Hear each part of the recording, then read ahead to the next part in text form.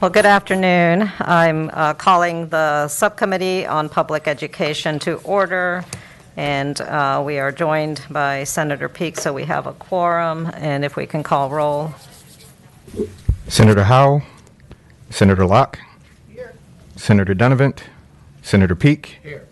Senator Hashmi. Here. Madam Chair, we have a quorum. Thank you.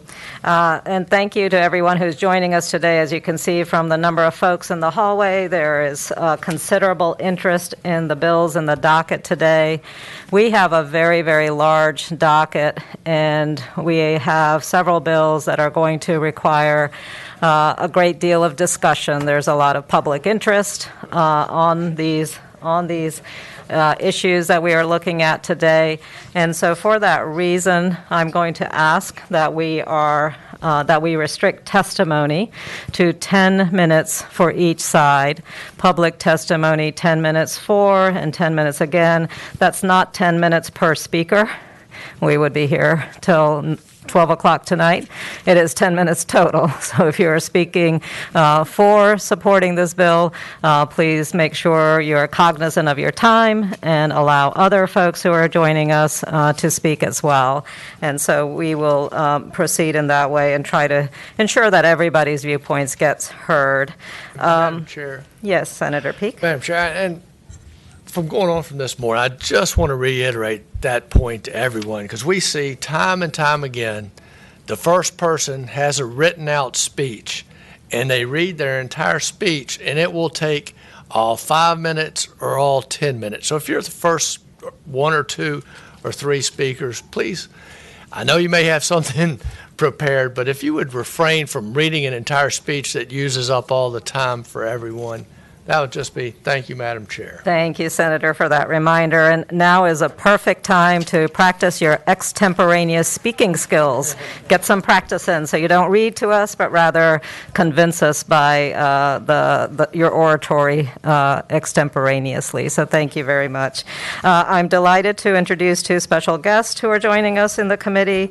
We have Secretary Amy Gadara, who has been nominated by the our new governor for Secretary of Education. Thank you for joining us, Secretary Gadara. And we are also joined by appointee Superintendent Jillian Balo, also joining us, and brand new to Virginia, 12 days total in Virginia, as I understand. Thank you very much for both of you joining us. So we are going to take the bills up in a certain order. The first bill is my bill, SB 265. It's only first because we have a sizable number of individuals who are interested in this particular topic and want to share their ideas. This is a bill that's been in front of the General Assembly several times over the past several General Assembly cycles, and it is focused on giving an opportunity for language access to children who are deaf or hard of hearing. And this is a bill that comes from an organization, Lead K, and it is designed to offer opportunities for children who are deaf or hard of hearing the ability to learn another language, basically, so that brain development and language development skills follow in the same pathway as children who are not deaf or hard of hearing. And the bilingual aspects would come into play through American Sign Language or through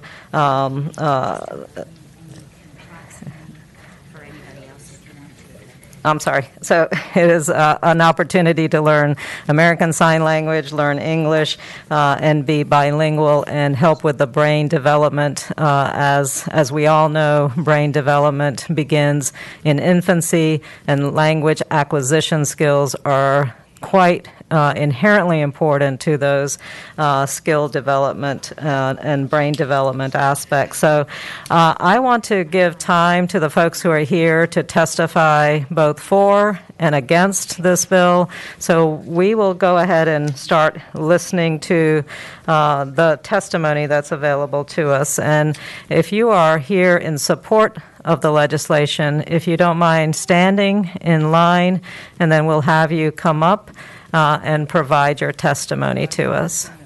And again, it'll be 10 minutes total. We will have a timekeeper.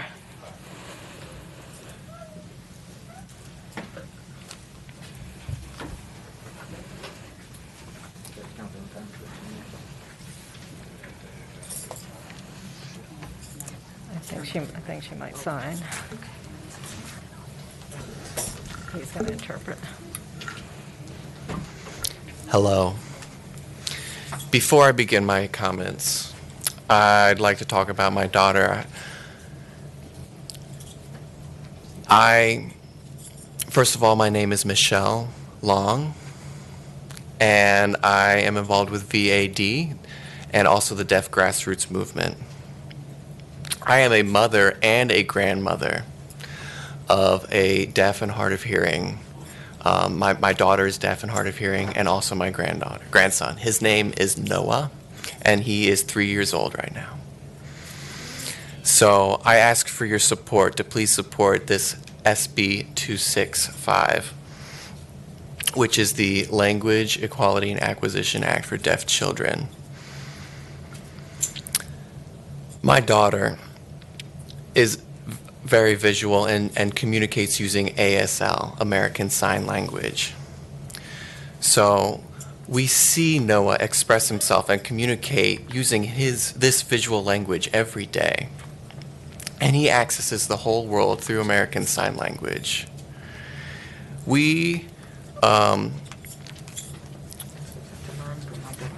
So we learned from my daughter exactly this experience. And we went to my grandson's IEP meeting to evaluate him for services. During the IEP, they only focus and analyze based on English auditory skills and using AVT method, something called the AVT method. And this is where the speech therapist will cover their mouth and begin speaking in front of Noah. And Noah completely will not understand what's being said for about 30 minutes. Basically, nothing happens. So Noah uses ASL because that's what my daughter uses, and that's what the language he has. My daughter told him that's what he uses. My daughter told the school that's what he uses, and he's already been identified during the IEP meetings with a language developmental delay. And so we use ASL, and he is extremely proficient in ASL. And so what we need is services that meet his language needs. So I ask please to put in some serious consideration for this bill, and thank you for your time listening. Thank you.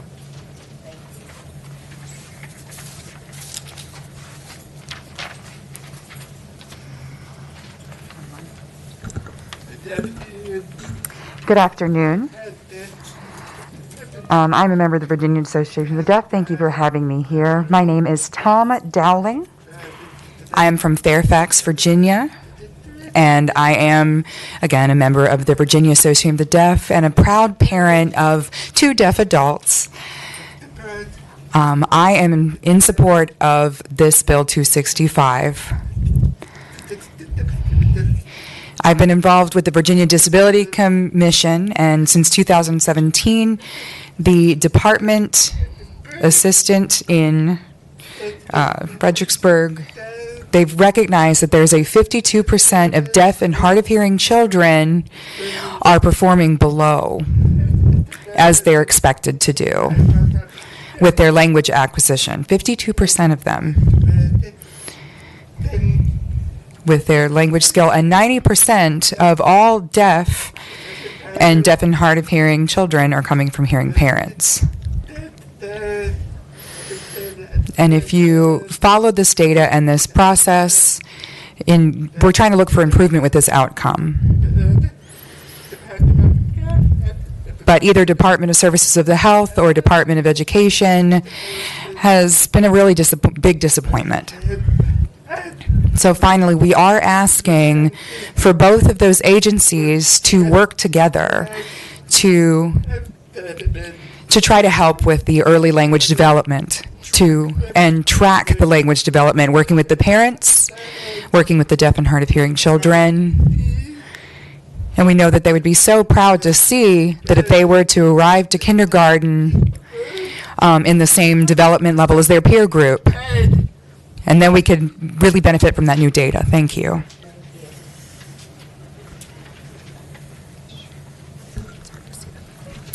Hello, everyone. Hello, Senators. My name is Shenna Cobb. I am a Black deaf advocate, and I'm here with everyone to let you know about language delay issues that I've personally experienced since growing up. Since I've been raised, ASL has been my choice, my predominant language. And for other deaf and hard of hearing children, they should have that same choice to language.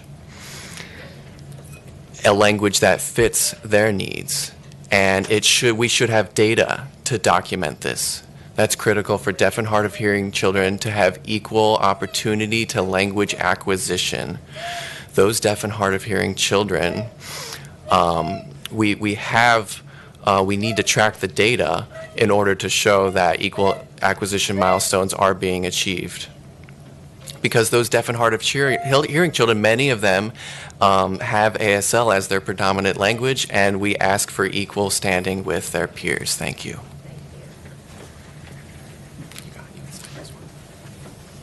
Hi, Madam Chair and the committee members. Thank you for taking up this bill. Thank you, Senator Hashmi, for patroning it here in the Senate. My name is Catherine Milady. I live here in Richmond, Virginia. I am a sign language interpreter and a member of Virginia Association of the Deaf, and would just ask you all to support this bill. As the fellow commenters mentioned, the point of this bill is that the early intervention and preschool professionals that work with deaf and hard of hearing children from birth to age 5 make sure they have the tools to track their language acquisition. We have families like Michelle mentioned her grandson who are receiving services, and they request tracking services in American Sign Language, and the professionals that serve them aren't able to give those assessments, and so we can't know when those children are falling behind. We don't want any kids to be arriving to kindergarten without language and not ready to learn. So really the heart of this bill is just making sure that those early childhood services that are so critical from birth to 5 are tracking that language development to make sure if there are any delays, we can recognize those early. It won't force anyone to choose a specific language. It still follows what the family IFSP team and IEP teams choose. If they choose American Sign Language, it will provide those services. If they choose English, it will provide those, or both. So we really thank you for your time and attention, and we hope to see this pass so that deaf kids can arrive to kindergarten ready to learn. Thank you.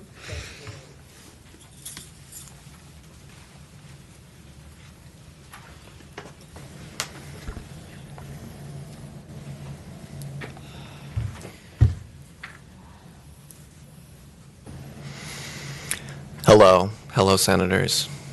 My name is Hunta Williams, and I moved here to Richmond not too long ago, back in September.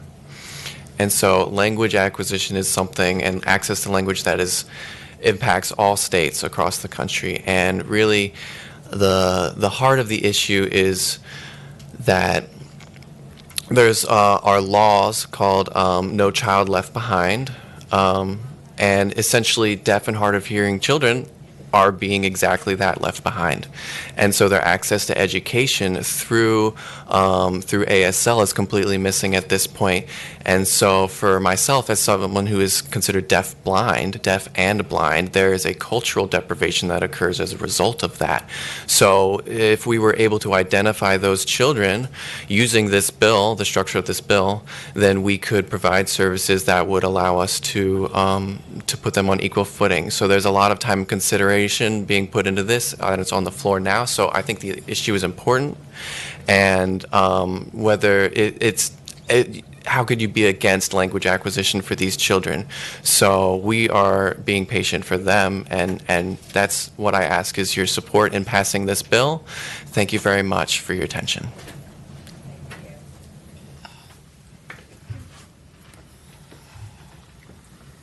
You got it. Hello. Thank you so much, Senator, for being in support of this bill. My name is Jenny Whitberg, and I'm from Culpeper, Virginia. And there's not, deaf people, we're in small numbers. We are a very, very tight community. Like at birth, there's, maybe every 1,000 child is born deaf. And maybe at age 20, about 8. So those numbers are just very, very small. And those children are falling through the cracks. And that is happening here. And there's just a lot of bias in education. And we're not saying that they can't have English. They absolutely can have English. But we need to be tracking the children's language development. We have not. We really need to be tracking that data and making sure that they're meeting the milestones. We have no idea if that's going on. And so we're just trying to offer ways for the children to be on the same level. That is not being offered. They have to go to some kind of special training classes that's money out of pocket. And I am not against any kind of English language acquisition or any of the education as it stands. It's just that the ASL portion needs to also be there for a complete 100% access to communication and language learning for the children. They are being blocked. We're not blocking out English speaking, absolutely not. But we think that they should have the opportunity to grow up bilingual so that they can have full access to language. Thank you. Thank you very much. Thank you. And I see one more speaker. If you could just state your name and if you belong to Lead K and just... My name is Bobby Downey. I'm from Hanover, Virginia. My mom's actually deaf, so I'm a CODA, so I witnessed her language deprivation growing up. Okay. This bill would be to create some tracking accountability, and you all have the power to do that. Thank you. Thank you very much. Okay. And I understand we have other folks here who would like to speak in opposition to this bill. If you two would line up, that would be wonderful. And then, again, we will hear testimony for a maximum of 10 minutes on this. Are you the only one, Mike? Okay. Well, please join us, and we can use this. Thank you. To keep it brief, Madam Chair, thank you for being here, members of the committee. Mike Asip and I represent the Virginia Council of Administrators of Special Education. We have certainly seen the bills that have come before regarding the need for students who sign ASL to have language milestones. We believe that students, and we're an inclusive Commonwealth where there are universal milestones already established. The Virginia Unified Early Learning and Development Standards apply to every student. So those standards are for every child, and we're an inclusive state, so we want all those standards. We know that there are accommodations that are needed for ASL students, and we respect those. We believe there are existing forums where students and their parents and families can access services and get resolution to develop what are the strategies that help us with ASL standards given ASL in the context of American Sign Language. So we believe we don't need additional law to do that. There are existing forums to address these issues. And just a couple of years ago, this General Assembly in the Commonwealth reorganized early childhood education. and brought it into the Department of Education to unify, not segregate the services and standards that students need. So we do not support this bill. So thank you very much.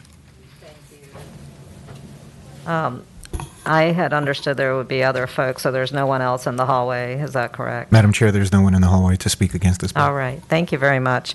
So just to summarize before we hear from committee members, again, this bill would require DBH, DS, VDOE, and VDDH to track language acquisition for our deaf and hard of hearing children ages 0 to 5.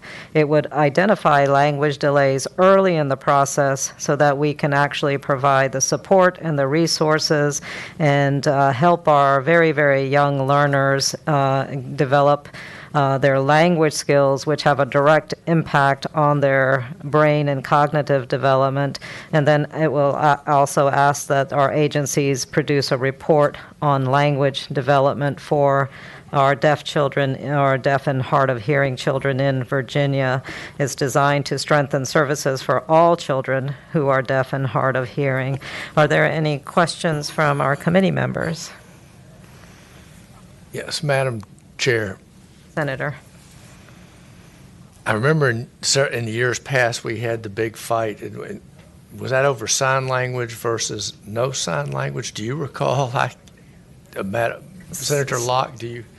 Senator, I was not here, but I've been told there is a long history, as I think you are aware of. I can't remember the exact fight, but so why is anyone opposed to this? So I will try to summarize the information that I've received in terms of the history of this legislation. Initially, there was debates between our efforts to provide the acquisition of ASL versus the development of actual speech. I think that's the debate that I'm going back. Madam Chair, thank you. I would just say, having watched this, it is spectacular the way the proponents of the bill spoke and the way it was interpreted and translated for us. It's truly amazing. My mother-in-law in Texas was American Sign Language instructor, and I support this bill. Are there any other comments from committee? Move to report. Second. It's been moved and seconded that we recommend reporting to the full committee. And all in favor? Aye. Any opposed? Senator Donovan? No vote for. Okay. So thank you. We have three ayes. And so the bill will be reported to the full committee, and the full committee will take up this issue next week. Thank you. Thank you. We've had those fights, and they got put off. So our folks who are here for this bill, SB 265, we appreciate your presence today, and thank you for driving the long distances, and we will see maybe some of you next week. There won't be any public testimony next week, but we hope to see you again, and thank you very much for bringing this bill to our attention. The next bill that we are going to do is SB 20, and that is Senator Hackworth. And anybody, we will let folks know in the hall if they are here for Senator Hackworth's bill on SB 20. They are welcome to take their seats today.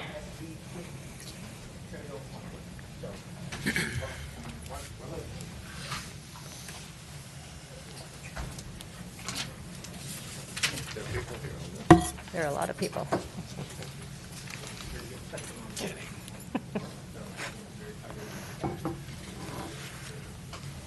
We'll give some folks time to sit down. Coming in. Yeah. Okay, looks like we are ready to start. Senator Hackworth, welcome. Thank you, Madam Chair, members of the committee.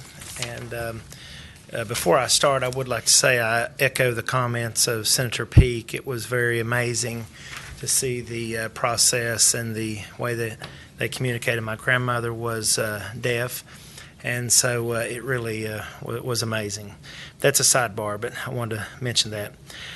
So Senate Bill 20 basically is I would call it a clarification bill. In 2020, the General Assembly passed legislation that established 22.1-23.3 of the Code of Virginia, which outlined 8 criteria for the treatment of students in public schools and directed the VDOE to draft model policies addressing those criteria. Summer school boards that year were forced to consider these model policies, and the majority of which rejected them altogether. In July, we also had a circuit court judge that ruled in a case challenging the constitutionality and procedural deficiencies of these policies, that they are merely guidances and not a regulation, basically leaving local school boards with the freedom to reject these policies. So what SB 20 does, it clarifies for local school boards. It does not repeal the directive for VDOE to create model policies for the treatment of transgender students, and it does not prohibit local school boards from incorporating any or all of the recommended policies by VDOE or creating their own individual policies. Simply put, this bill gives the authority back to the local school boards to decide what is best for their locality. For example, what's best for Loudoun County or Fairfax County may not be the best for Tazewell County or Russell County. And these school boards are elected by the parents of the students, and I feel like that the parents should have a say in what policies go into their schools. And also, one last point that I want to make, and then I think there's some to speak to this, but it also gives the local school boards the ability to look at the financial aspects that these policies could have. One county sent a detailed impact financial statement to me to do this. It was going to cost over $2 million. And that would be for administrative costs and for different costs. So this is also viewed by a lot of localities as an unfunded mandate, which we get accused of a lot from Richmond. And, I would like to have this committee respectfully consider this bill. Thank you very much, Senator Hackworth. And do you have a question, Senator? Yes, Madam Chair, either for the patron or possibly the administration or council, I don't know. Can the Department of Education, now that we have a new administration, change the transgender policies immediately? Does anyone have the answer to that?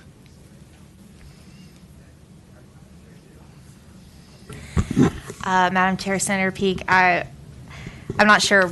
I mean, yes, I would say yes, they can change the policy because the directive is for the department to develop and make available to each school board model policies. So it's in the discretion of the department to amend those policies as they see fit. So technically, the Department of Education now with a new administration could set forth a policy saying there shall be no accommodations for transgender, whatever the case may be, completely reverse what the Northern Administration Department of Education policy was.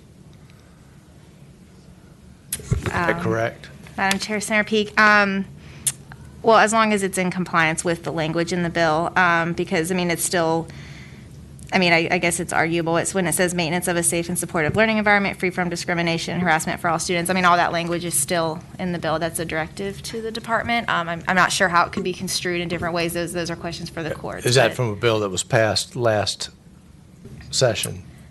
Yes. Okay. All right, thank you. Senator Peak, I'm not a lawyer, but I was about to say that it is in code that the Department of Education shall do this. So I have no authority on which to say that, but I will go ahead and say it. And I think to my point, I could not remember if we did pass a bill. We did, yes. That language is in the bill. I think to my point, Madam Chair, is whether it's a Republican governor or a Democrat governor, I feel like these decisions should be handled by the localities because they vary very differently across the Commonwealth. Thank you, Senator Hackworth. And are there folks here who would like to speak in support of the legislation? And we would ask you to take a seat and speak directly into the microphone so that our remote streaming, yes, please. If you'd like to sit right beside our speakers, that would be great. And again, we're going to, as soon as we have staff back, we'll start a timer, 10 minutes, 10 minutes total to speak yes in favor and 10 minutes to speak in opposition. So please go ahead. Thank you. Madam Chairwoman, members of the committee, thank you, Todd Gacky, on behalf of the Family Foundation. Senator Hackworth has done a great job describing the bill. Really simply, this is just a clarification bill. It's intended to strike the mandate which would conform with what the Lynchburg judge ruled, which is that these are merely guidance policies. They're model policies, and you cannot force those really on a local governing body in this manner. Now, there was a public comment period in which 9,000 or so people commented, the majority of which were against. So it shows that this is an issue that needs to be handled at the local level. And so all we're asking is that this bill or that the language show that it is the local school division's ability to decide whether or not to adopt certain aspects of these policies. And it may be that some are right for their localities, like it was described, or maybe they need to go in a different direction. But this is really just a simple clarification bill. It doesn't repeal any of the criteria. It just merely addresses the mandatory aspect of it. Thank you. Next speaker. Eddie Ayla, Virginia Assembly of Independent Baptists, and we support for the same reasons that he gave. Thank you. Good afternoon, Madam Chairwoman and members of this committee. My name is Sarah Vaya, and I live in Hanover County. I'm grateful for your consideration for SB 20. I'm here today as a Hanover County resident, a mother, and I was the plaintiff in the lawsuit against the VDOE for their model policies for the treatment of transgender students in public schools. I attended Hanover County Public Schools myself from K through 12 and decided to raise my family in Hanover because I liked the rural lifestyle and because the quality of the schools. And of course, I'm very proud of our tomatoes, our delicious tomatoes. But I have two children, and one child I did take out of public school this year because of this reason. It was very hotly debated in our county last fall, and the Hanover County School Board considered these model policies. Parents, residents, pastors, and even teachers emailed the board members and spoke at many meetings. As a result, Hanover County School Board did vote on different aspects of the bill, and currently the board is now facing a lawsuit from the ACLU. It is my opinion that there is no better governing body than the school board because it's the closest to the voters and the parents that they affect. I ask you to strongly consider my comments and respect the voters and the sovereignty of local communities to govern themselves. Thank you very much. Thank you.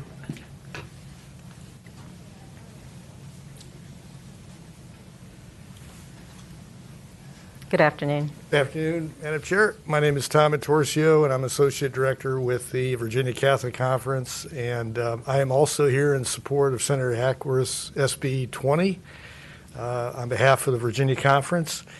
And we support this bill primarily for the reasons that's been stated, for local control, for the ability for a consultative process at the school board level, which allows parents, advocates, stakeholders to actively participate in the process of these policies, which may or may not be the case under the current provision as it exists in the code now.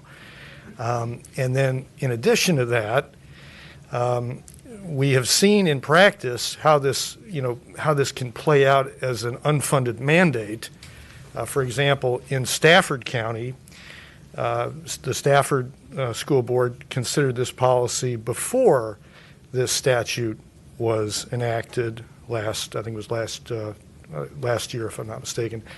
And so the Stafford County School Board did explore this issue, and what was revealed in the process of those hearings at the school board was that there was an unfunded mandate in terms of facilities, in terms of retrofitting facilities to conform with the policy that's currently mandated by this new provision in the code. And in Stafford County, the unfunded mandate totaled for retrofit of bathrooms was $2.18 million. And that was not immediately presented in the context of discussion. I mean, the parents didn't really know about that initially, but then it was found out, and I do have, and it was presented, if you will, in documents that were posted eventually, and so I do have a copy of that line item, that $2.18 million. So if you can imagine, a lot of school now, Stafford County is in Northern Virginia, of course. It has a lot of federal employees, a lot of professionals in that county. So $2.18 million, might or might not be an issue for that school board. I'm not sure about their finances, but other school boards, for example, rural and small town Virginia, if they're looking at a retrofit of $2.18 million, that could be a very expensive hit for those school boards. And so this is why local input, a consultative process would be tremendously valuable for the benefit of parents, teachers, and students. And for that, I'd like to thank you for your time. Thank you. Are there any other speakers? Present that to the record, too. If you'd Thank like. you. Yeah, that's the page right there. Thank you very much. Okay, so we should, I think, have speakers who wish to speak in opposition. Are they in the room? So, Madam Chair, there are about 8 people in the hallway. In the hallway. If we can bring those in, that would be great. Please go ahead.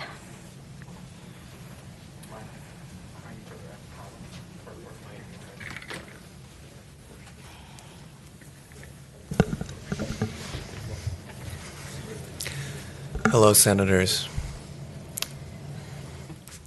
Oh, sorry about that. Hello, Senators. Hello, it's me, Hunta, again. So I would like to state my opposition to this bill. I am a black, deaf, transgender man. I work with many transgender legal centers supporting and advocating action across the country. Specifically for the black, deaf, transgender community. I speak in opposition to the issue raised regarding the bathroom renovation. It is about a safe and comfortable space. And again, the mental health and the emotional well-being of those students should take priority. It is incredibly disruptive to not be able to use the bathroom of their choice. So the feeling of being cared for in that space is missing without such retrofitting. So it's the administration shows that 90% of those transgender students attempt suicide because they do not feel safe. I've personally experienced suicide attempts and bullying, and it is directly resulted from not being in a safe space. And to see myself suffer through that and watch a new generation go through the same experience, is not something I can tolerate. Thank you very much for your time and listening. Thank you. And just as a quick reminder, we have 10 minutes total for the opposition side, so if you can speak and summarize your points, that would be wonderful. Thank you. Absolutely. Thank you so much, Chair Hashmi and members of the Public Education Subcommittee. My name is Brianna Diaz. My pronouns are she and they, and I am with the ACLU of Virginia, and here today as a Virginian who is trans and genderqueer. We vehemently oppose this bill for many reasons, including that it would open the state up to costly litigation for violating state and federal law that prohibits non-discrimination on the basis of gender identity. Furthermore, trans students have the right to live their full and authentic selves, to be supported for who they are, to have full access and participation to everything schools have to offer. It is critical that we stand with transgender students and tell them that they have the right to thrive and to be authentically who they are. So for those reasons, we oppose this bill. Thank you. Thank you. Hello, Madam Chair, members of the committee. Allison Gilbreth with Voices for Virginia's Children. We too urge you to oppose this bill. The VDOE model policies help create a positive and affirming environment for all students. That shouldn't matter whether their student lives in Richmond City or in Southwest Virginia. Eliminating the requirement for school boards to adopt the VDOE model policies would not only harm trans students, but also make educators and administrators' jobs much more difficult. I want to point to you that 27% of students have increased their anxiety since the pandemic, and 1 in 3 children are currently struggling with their mental health. These numbers are for the general population. They are almost double for our transgender youth. Thank you. Thank you.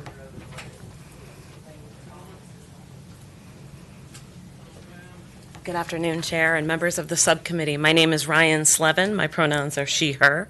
I am a former public school teacher in Virginia. I'm a current executive of Learning and Development. And most importantly, I'm a proud parent of 2 children in Virginia public schools, one of whom is transgender. I am in opposition to Senate Bill 20.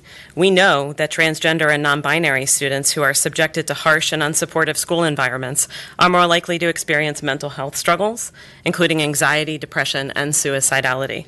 Trans-affirming policies literally save kids' lives.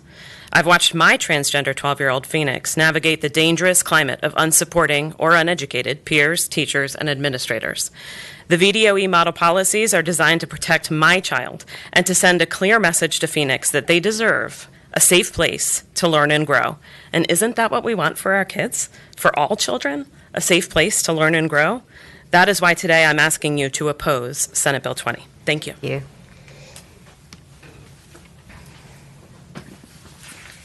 Hello.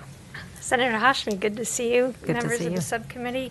My name is Kelly Merrill. I live in Hanover County.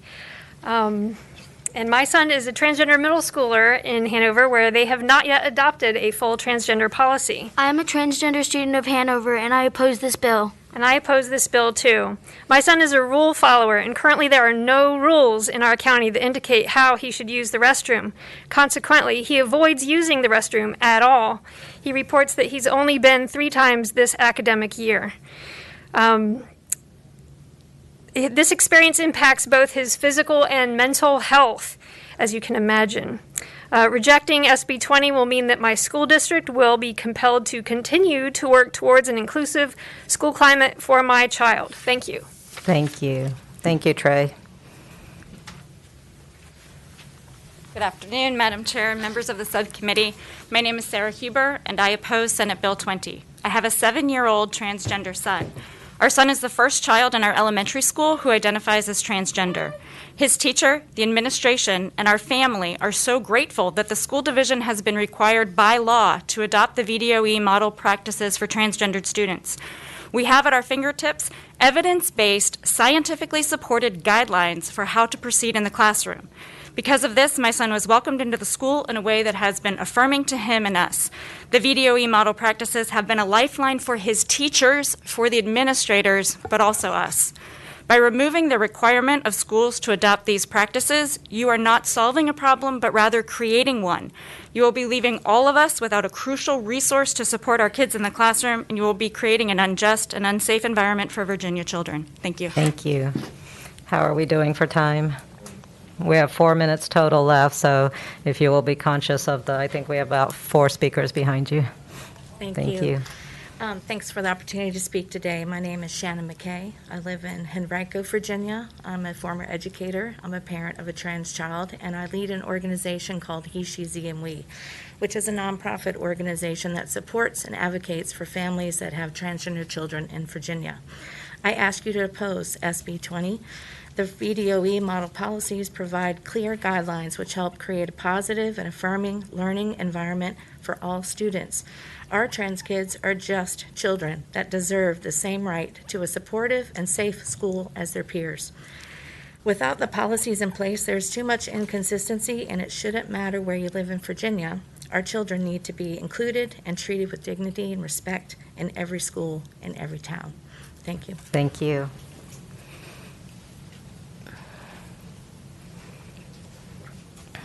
Afternoon, y'all. My name is DeHaven Mays. I'm an educator, works at Side by Side, a nonprofit in Richmond, Virginia. I oppose this bill, and we need to not ignore the lived experiences of trans youth. I travel throughout the state providing training on this VDOE policy. School staff want and are eager for these best practices. It helps support teachers, kids, and keeps all students across Virginia safe. Thank you for your time. Thank you.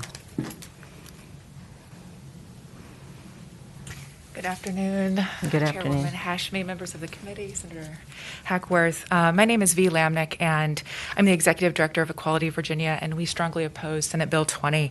This bill is not just harmful to transgender students, it actually makes the jobs of school administrators and educators harder, more difficult, because these policies were actually designed to help them effectively implement Title IX. So these model policies are actually nothing new.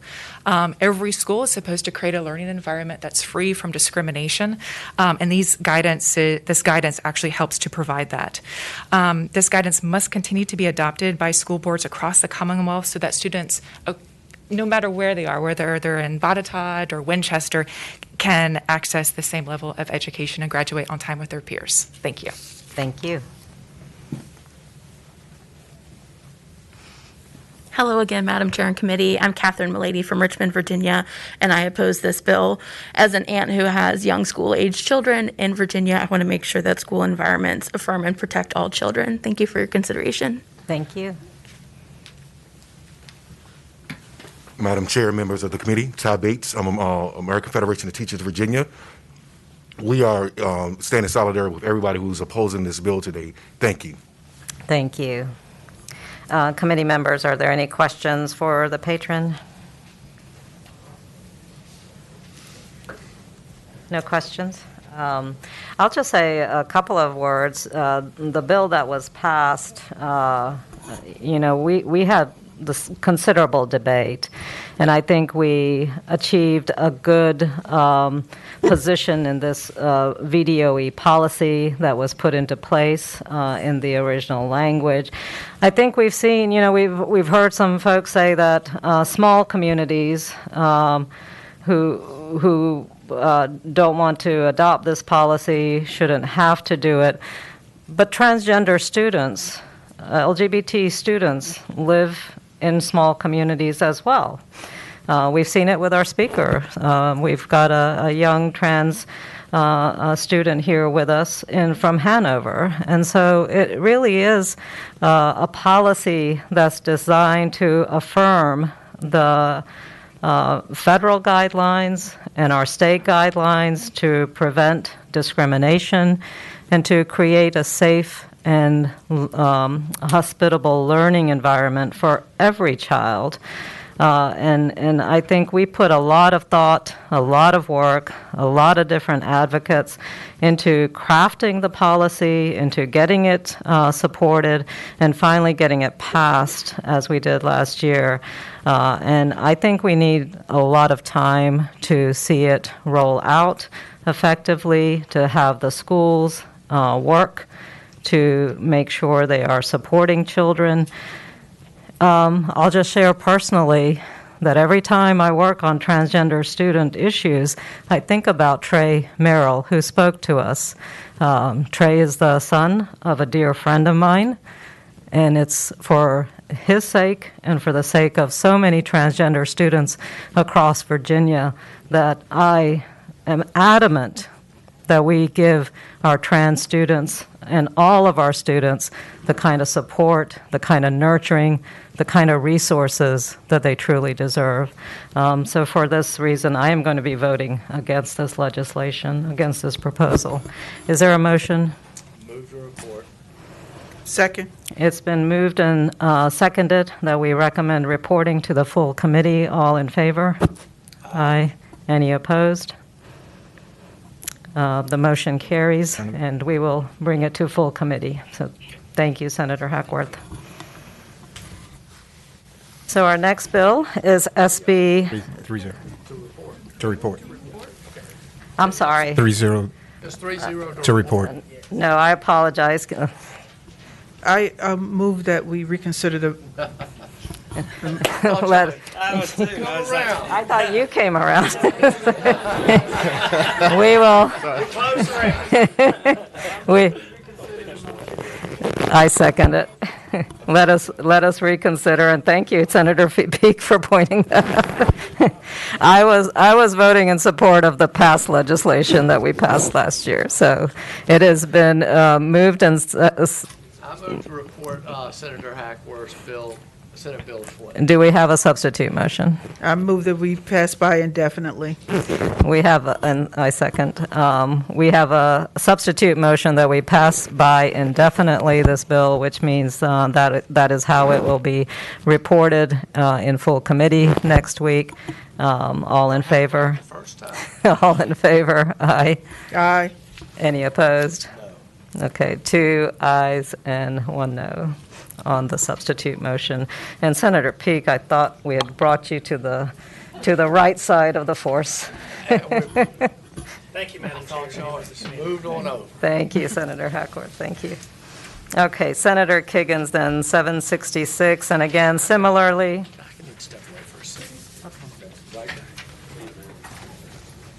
Similarly, if you are here for 766, please join us. And if you are not here for this particular bill, please. 570.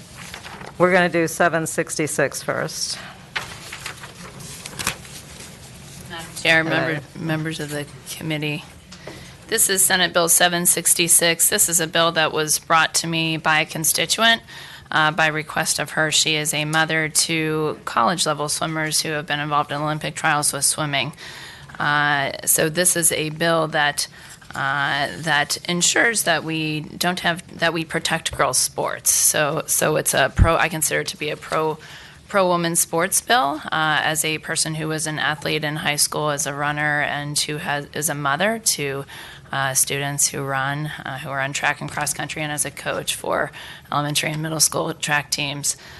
This was a bill just important to me, again, as a bill to continue to offer women and young girls just that opportunity to excel in the sports that they play. It is not meant, to be hurtful. As a healthcare provider, I am a big advocate of exercise for everyone. I want everyone to participate in sports to their full capacity. But I also am very much a pro-woman and pro-sports. I consider it an avenue for many young women to get college scholarships and to attend school who might not otherwise be able to. So I think that we can't ignore the biological realities that sometimes can hurt women by allowing transgender students to play in sports. And I feel like the girls deserve a level playing field. There's some biological advantages that males have over female athletes, despite some of the hormone treatments that are out there. They have larger hands, larger hearts, large lung capacities, higher red blood cell counts. So these are things that I think can't be ignored and that do give them some advantage over women's sports. Women have fought long and hard to earn equal athletic opportunities. There's 9 other states that have enacted similar legislation to this. I'm a nurse practitioner by trade, so I remember in nursing school, I've told this story on the floor before, but we took a test and I got the question wrong, so I remember the test well. And the answer was, what do you do first when you hear that a patient is in pain or that a patient has a complaint? What do you do? Do you take their blood pressure? Do you take their temperature? Or what do you do first? And the answer, and I got it wrong, was to believe the patient. So it really taught me a lot, so much so that I remember that test question. But I always believe people when I hear them, and so I understand, the concern, a lot of concerns from that we've just heard, recently from all the people. And this bill is nothing to do with the past bill, but again, this bill just simply protects women's sports and the young women that are in the elementary, middle school, and high school level. So they are afforded those same opportunities to be able to excel in the sports they love. And with that, I ask you to pass Protect Women's Sports. Thank you, Senator. And are there any comments or questions from committee? I have a question. I just want to be clear on what your bill does, Senator Kiggins. And this is to prevent transgender individuals from participating in women's sports. That's correct. Okay. Senator? Biological females would still be allowed to participate in biological female sports, correct? That's correct. It would prevent biological males from participating in female sports. That's correct. Okay. There is no, the opposite is not addressed. So there's sometimes girls that play on baseball teams and football teams. Senator Kagan, your bill has generated a lot of interest in the public. I'll just share, I've received over 462 emails in opposition to this bill, so it has received a lot of public interest, and I am sure we're going to have speakers. We will hear testimony from those who support the legislation first, and again, we're restricting comments for 10 minutes, and so if you will all step up, we'll get a sense of how many people are here to speak in support, if you want to sit right by them, and then. Am I correct that we just have 2 speakers in support? More people are coming. I was going to give you 5 whole minutes. Just you. So if there's only 2 of you.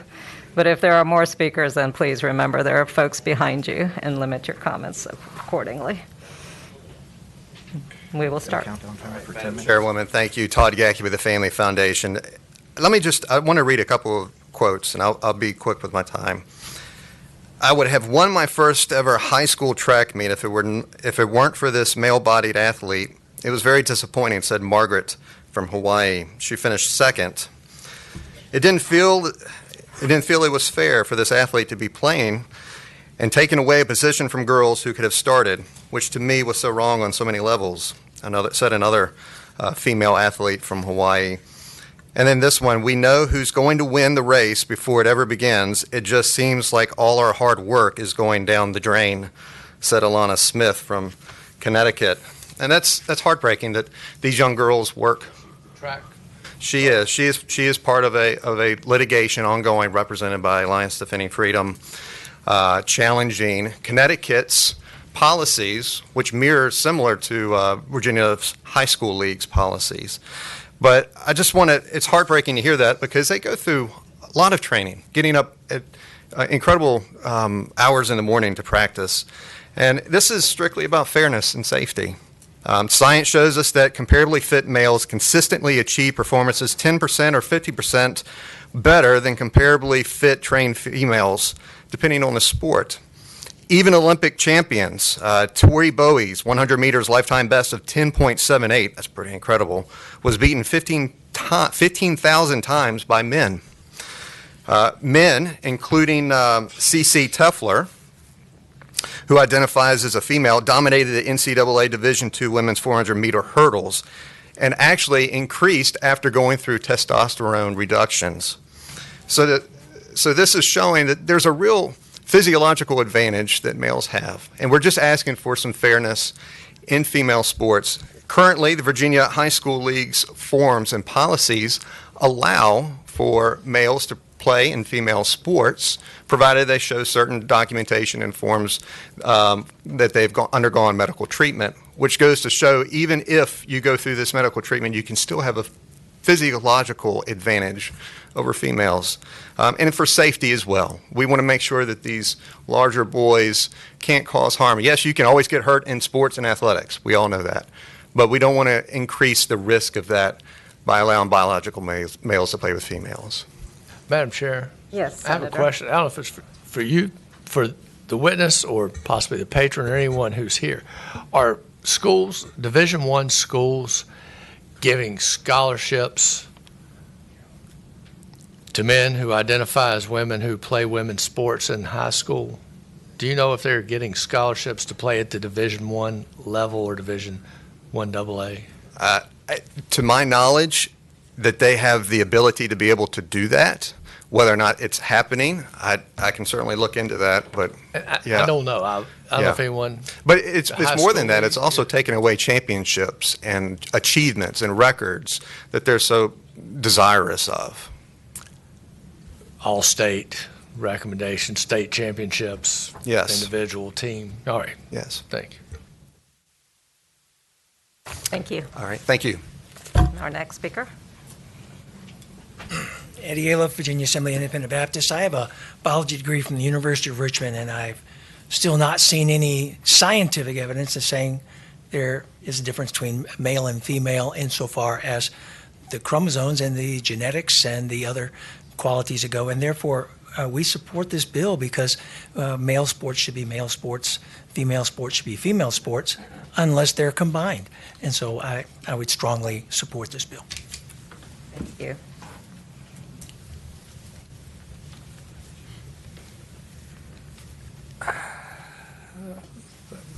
Again, Tom Antorcio with the Virginia Catholic Conference, Madam Chair, and we support this bill and would like to thank the patron for bringing it forward. Thank you. Thank you. If there are no other speakers in support of the legislation, are there any folks here to speak in opposition to the legislation? If you will just line up. And we'll gauge the number of speakers that we have. Okay, again, we're going to limit to 10 minutes, so please look behind you and be respectful of the other folks who want to speak. And you may join us. Yes, thank you. Hello again. Still Ryan Slevin, parent of a transgender child in Virginia Public Schools. And I am in opposition to this bill. It's aiming to solve a problem that doesn't exist. The Virginia High School League already has policies that protect transgender youth and ensure a level playing field for all students, and these policies are working. Title IX protects trans and women's sports.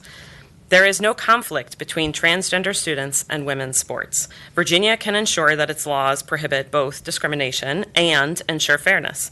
This is why today I'm asking you that you oppose Senate Bill 766. Thank you. Thank you.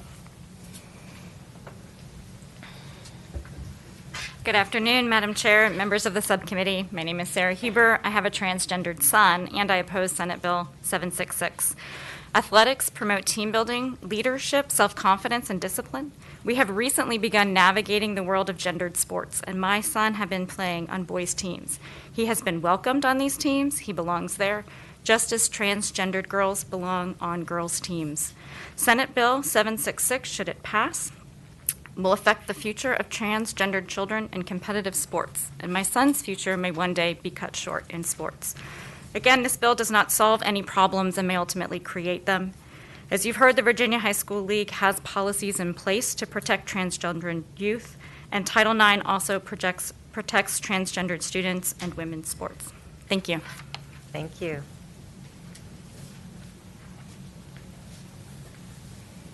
Hello again. My name is Kelly Merrill, and I'm speaking as a parent of a transgender student. He hopes to try out for baseball this year. He's in need of social and physical activities, like many students during a pandemic. Banning him or even his transgender female counterparts from sports would further devastate their development in a time when they should be developing in our public schools. Thank you. Thank you. Did you have a question, Well, Senator? I was going to question to the patron then. This bill would not prevent a girl from playing boys baseball, correct? Correct. Right. Or a boy from playing boys baseball. I guess it would prevent a biological male from playing on the girls softball team. Is that correct? Okay. I think, Senator, the terminology would be a transgender boy from playing in a boys sport and a transgender girl. Okay. Thank you. Please go ahead. Thank you. Again, my name is Shannon McKay. I live in Henrico. I'm with he, she, ze, and we, but I'm also a parent of a trans child and an educator. And I ask you to oppose SB 766 because transgender children deserve to be able to play on a sports team that matches their gender identity. We all know that a sense of belonging is crucial to the healthy social, emotional development of youth. And since the VHSL already has policy in place that's working, you can use that. I ask you to vote no on these bills. They only discriminate against our children and cause harm to a community that is already vulnerable. And if you were to think of your own children as if you had a trans child, how would you vote on this bill? I also want to add that my child has identified as a girl her entire life. Since she was 5 years old, she would absolutely not be at an advantage if she played volleyball or tennis, which is a team that she is interested in trying out for the spring. Even though she was assigned male at birth, the only thing she's going to bring is a lot of camaraderie, team spirit. She does not have a physical advantage over anyone on her girls' team. Thank you. Thank you.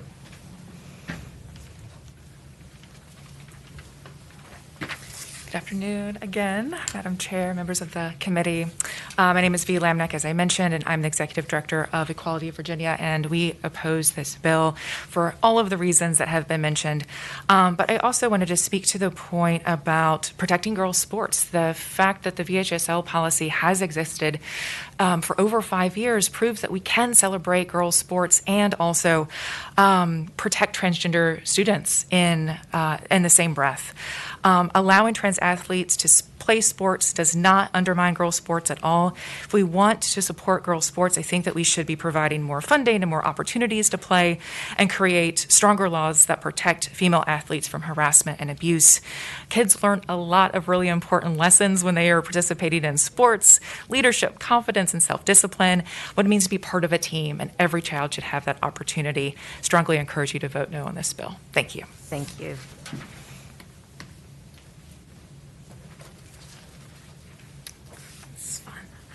Hello again. Brianna Diaz, Policy and Legislative Counsel with the ACLU of Virginia.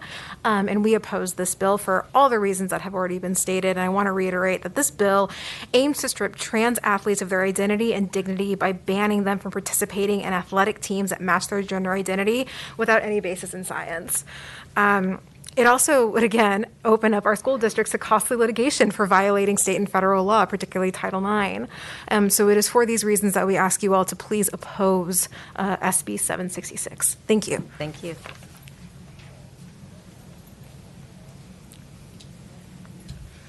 Hey, y'all. My name is DeHaven Mays. I identify as a non-binary athlete. I've been an athlete my whole life, whether it was the basketball court or the fencing strip. Sports provided a unique safe space for me to truly step into myself, and I really ask that y'all allow the space for trans students across the state to just play, and I oppose this bill. Thank you. Thank you. Madam Chair, members of the committee, Todd Bates, American Federation of Teachers of Virginia, and AFL-CIO. We oppose this bill 100%. Thank you. Good afternoon, Madam Chair, members of the subcommittee. Mark Hubbard, representing the Virginia High School League. Just wanted to let you all know that we adopted our transgender policy in 2014. It mirrors the NCAA policy, and it has been working very effectively. And for those reasons, we oppose this bill. Questions for Please, the Senator. witness. Mr. Hubbard, so you might have the answers then. Since you talked about the NCAA, does the NCAA give scholarships to Senator Hashmi? Is it Trans boys? Trans boys. To trans boys. I apologize, Senator. I don't know the answer to the question. Transgender females. See, she got me wrong. All right, that's what, to biological males who are playing female sports. I do not know what the... Do you know how many approximately biological males are playing female sports in the Virginia High School League? I do not have those numbers with me. Any I know approximation? It's or? a small number. like small less than 10, small less than 100, small less than 1,000. I don't want to give you inaccurate information. The patron I do has believe that. It is a small number. I think the patron has it. All right, that's all I had for you. Thank you, Mr. Hubbard. I just have a question for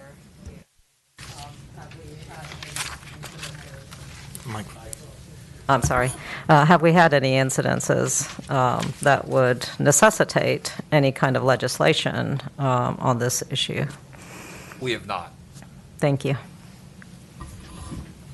And you had a question, Senator Peake, for the patron? You had the answer to how many? I think I can answer the question, Madam Chair, and members of the committee that you asked about the VSHL. We had previously called them about how many applications they had in the past 6 years since they started their waiver program. And they said about 17 to 18. 12 to 14 of those were female to male transgender students, and the rest were male to female, and they have 2 pending decisions. So that's where they're at with that. Are there any additional questions? Is there a motion on the floor? Move to report.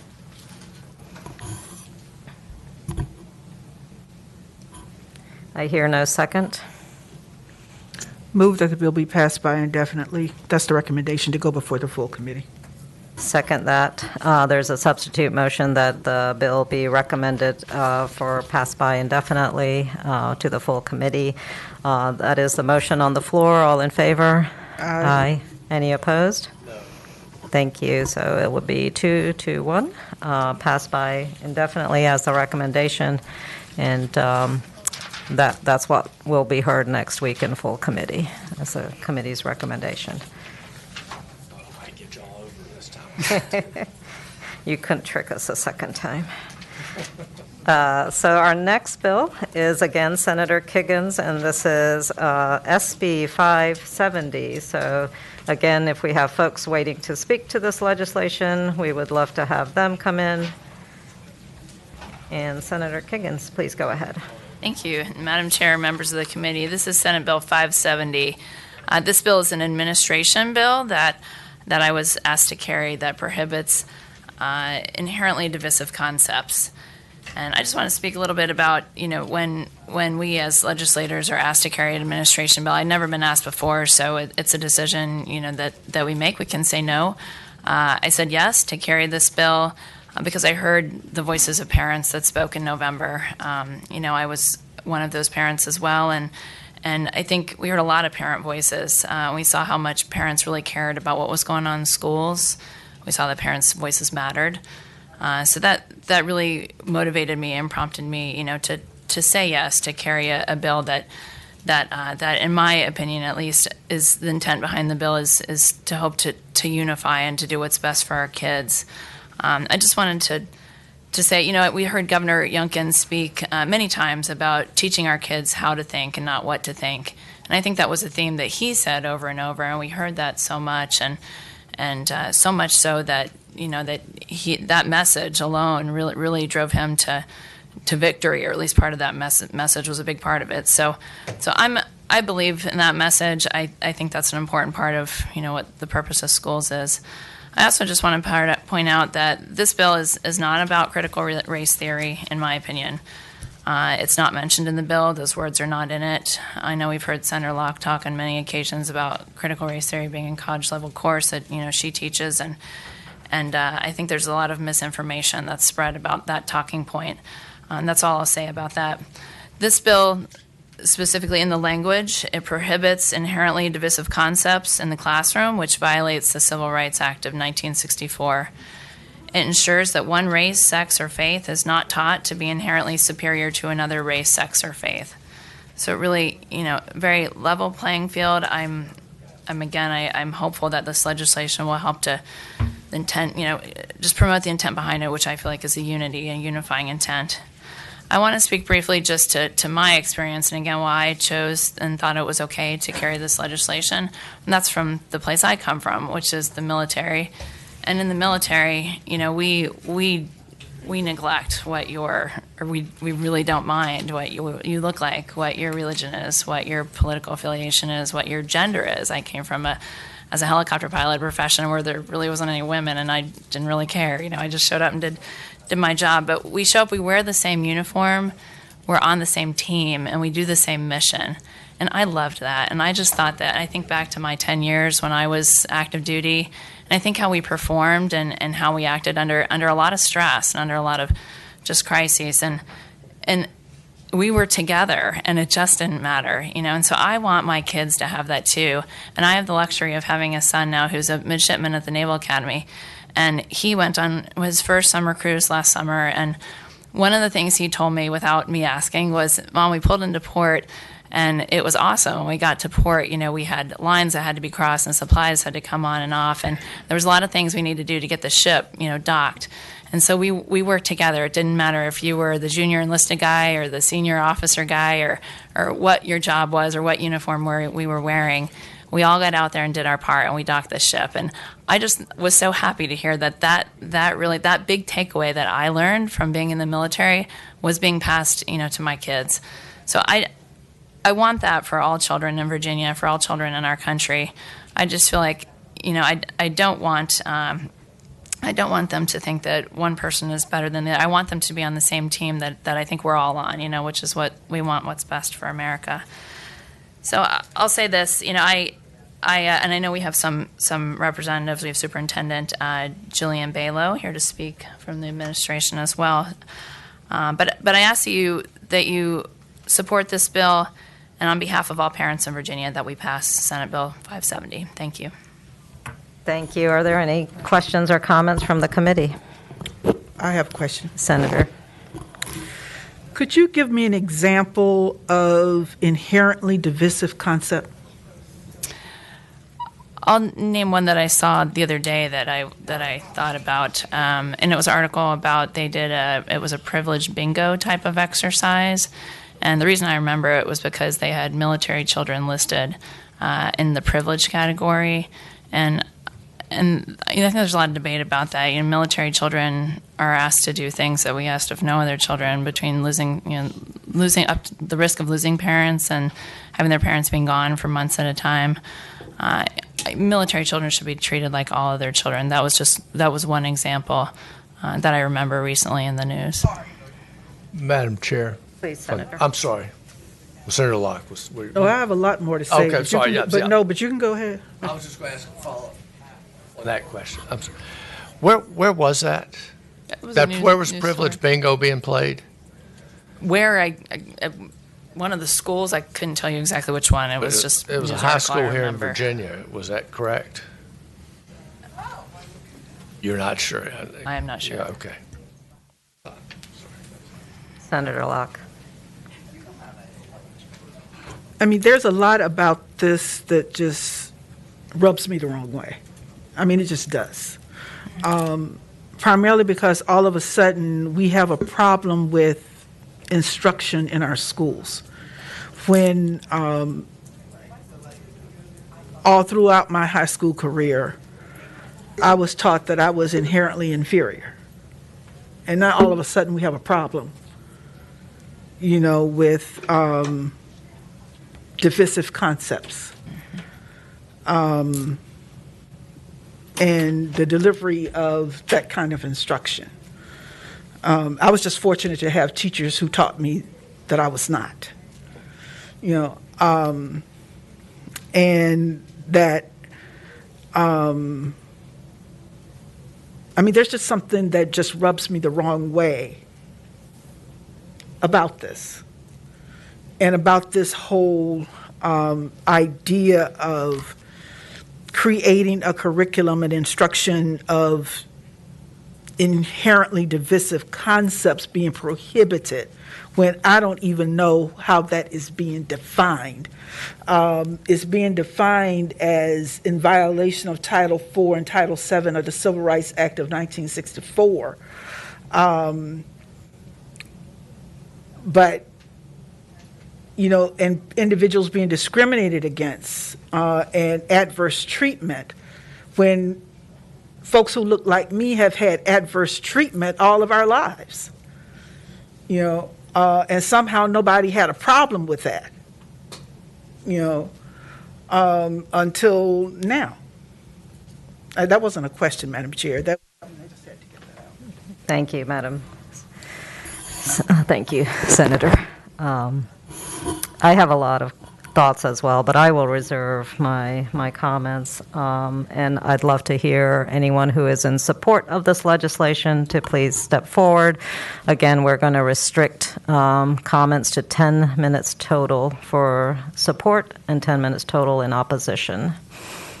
Please come on ahead.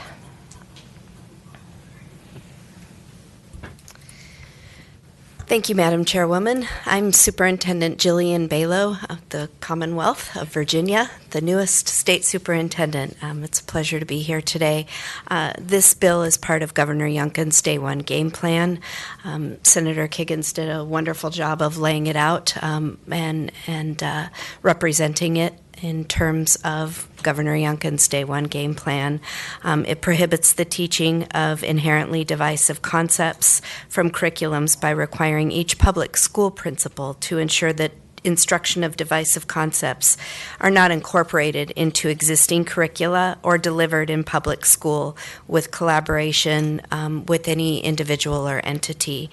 The bill does define inherently divisive concepts as those that advance ideas that are in violation, direct violation of the Civil Rights Act of 1964, as you heard Senator Kiggins talk about, and just underscoring that Governor Youngkin has talked so much about the need to teach students how to think and not what to think, and this bill is a step toward that.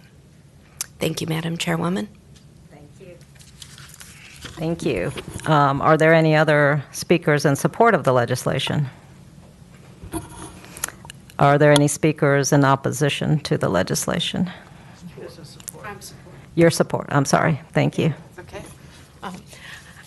I'm Sherry Story, and I'm a sitting school board member, but I am representing today the Family Foundation, and we support this bill.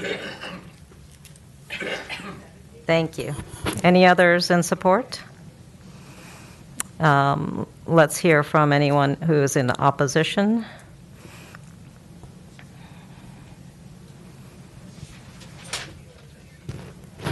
Thank you. 10 minutes again for opposing side. Absolutely. Good afternoon again. Chair Hashmi and members of the Senate Education and Health Subcommittee. The ACLU of Virginia strongly opposes Senate Bill 570. The divisive concepts supposedly banned from school curricula by the bills are vague and overbroad. For example, the criteria are so open to interpretation that they could be interpreted to forbid teachers from accurately teaching history of slavery, discussing LGBTQ plus issues, teaching students about different religious beliefs, or truthfully describing existing racial equities in our society. The First Amendment protects the right to share ideas, including the rights of listeners to receive information and knowledge. This bill that could be used to prevent talking about racism, having open dialogues about American history, is an anthem of free speech. By attempting to silence students and educators' freedom of thought, this bill leads us backwards and undermines our education systems. It is for these reasons that we strongly oppose this bill. Thank you for your time. Madam Chairwoman, members of the committee, AFT, Virginia, we strongly oppose this bill, and I want to take a step back. We are going through some extremely difficult times. We have had a teacher shortage even before the pandemic in this country. And bills like this and bills like the library bills that we've had that was passed by this committee earlier this session, my teachers are at their lost ends right now because every time we take steps forward, we're throwing stuff back at them. So now they're afraid to teach these curriculums now if this stuff passes. Just like with this, coupled with the hotline that the governor's office set up, they're actually scared to do anything in the classrooms now because what is divisive to one person is not divisive to others. But if this overwhelming thing about what is going to be called divisive with these bills that are coming through this committee, my teachers are scared to do any kind of work in the classrooms. And because of that, we want to oppose this bill, and we wish this body will oppose this bill as well. Thank you. Madam Chair, members of the subcommittee, Stacey Haney on behalf of the Virginia School Boards Association. We also oppose this legislation. I won't repeat what the prior speakers have said. I agree with that. I will add to those reasons that The curriculum is determined by the local school board within the guidelines set by the state board, and we believe that that is the appropriate place for that decision to be made, and that's not something that should be sent down from Richmond, but that should remain with the local school board. And also, again, I agree with the reasons stated by the prior speakers as well. Thank you.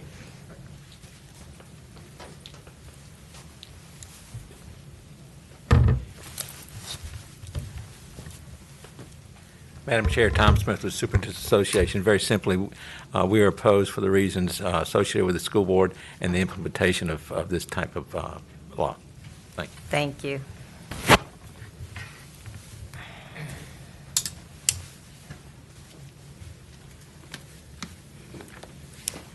Madam Chair, members of the subcommittee, Vicki Kitts with the Virginia Education Association. Just echo what the other speakers have said about this bill, and we definitely oppose this bill. Thank you. Thank you very much. Seeing no other speakers, are there any other comments from committee members? Move to report. Well, I have a comment. I was just letting you speak. I have a lot of problems with this bill, Senator Kiggins. Usually we try to have very clear definitions in our policies and in legislation about the terms that we are using. And this particular proposal points to inherently divisive concepts, but I have yet to hear any definition of what an inherently divisive concept might mean in the context of the curricula that is available to our K-12 students. I want to give you just an opportunity to define it further. I would say, just like it sounds, anything that's dividing, that's making one group think that they're superior to the other, and I think that's what the Civil Rights Act probably has more definition. But just thinking that one group is better than another, it should never. Everybody should be on an equal playing field. So that's what definition is in my mind. I don't know if there's any expansion of that from any of the speakers, but. I still just don't know where that's being taught in our school systems. And, I've had two children that have gone through public school right here in Chesterfield County. Wonderful opportunity. There were minority children, but I never experienced inherently divisive concepts. I guess I just don't understand what that means. I myself am a product of a Deep South public school system, and I was exposed to a lot of different concerns. I think every child is exposed to the richness of our history, the complexity of the context in which we live, and that's the role of education. I said that this morning in full committee. The purpose of an education is to make us uncomfortable, to challenge our ideas, and to make sure we give children the resources so that they develop the tools to think for themselves. And if they confront uncomfortable ideas, if they're challenged on their own set of identity and values, then that is a good thing. We inherit a lot of ideas from our parents. We go to school and we begin to define ourselves. I find it offensive that the Civil Rights Act of 1964 is being used to support this.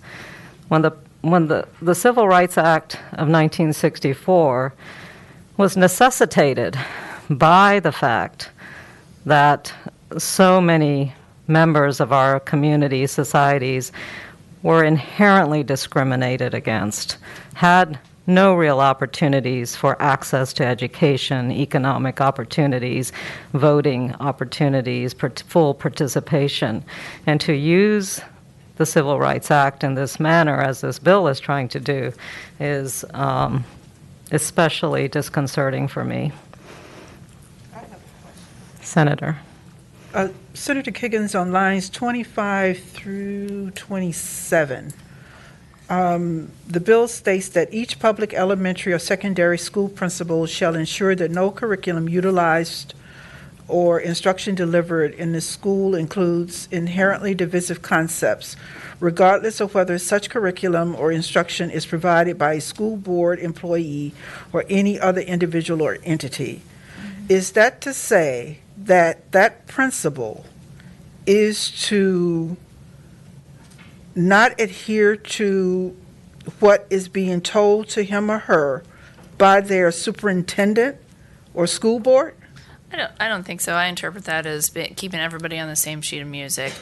So the intent behind the bill is again to prevent those divisive teachings for all levels. So from school board on down, or from the classroom on up, that every level is kind of covered by just that kind of one mindset, I would say. And if I may address also just the comments from Senator Hashmi, I think that's good. I think there's so many schools that are doing a wonderful job. I mean, I too have children that have had great school experiences, for children, and I think that most schools are probably doing it right.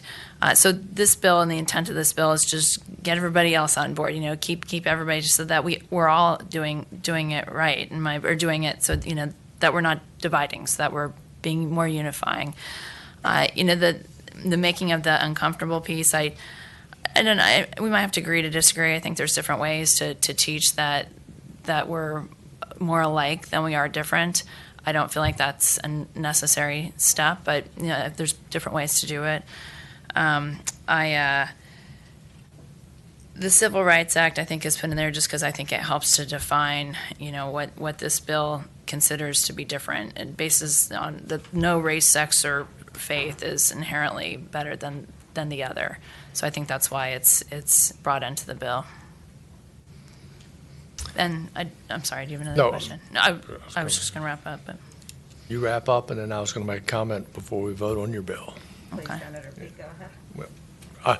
I was, in response to the Madam Chair's comment about what have you seen out there divisive, I would just submit that the fact that as of a week ago or 2 weeks ago that we have in our paper that a high school class is playing a game called Privilege Bingo, that is divisive, and that is something that would be addressed by this bill.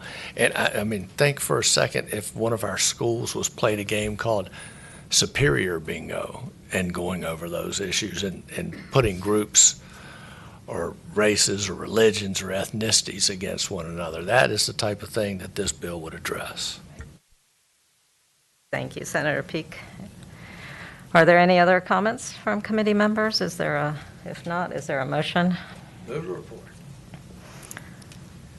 Hearing no second, is there a substitute motion? I move that the bill be passed by indefinitely. That would be the recommendation to the full committee.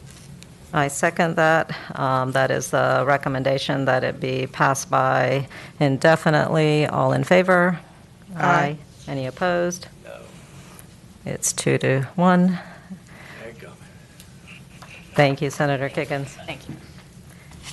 I do have Senator Donovan as our next, but has she? She's not, sir.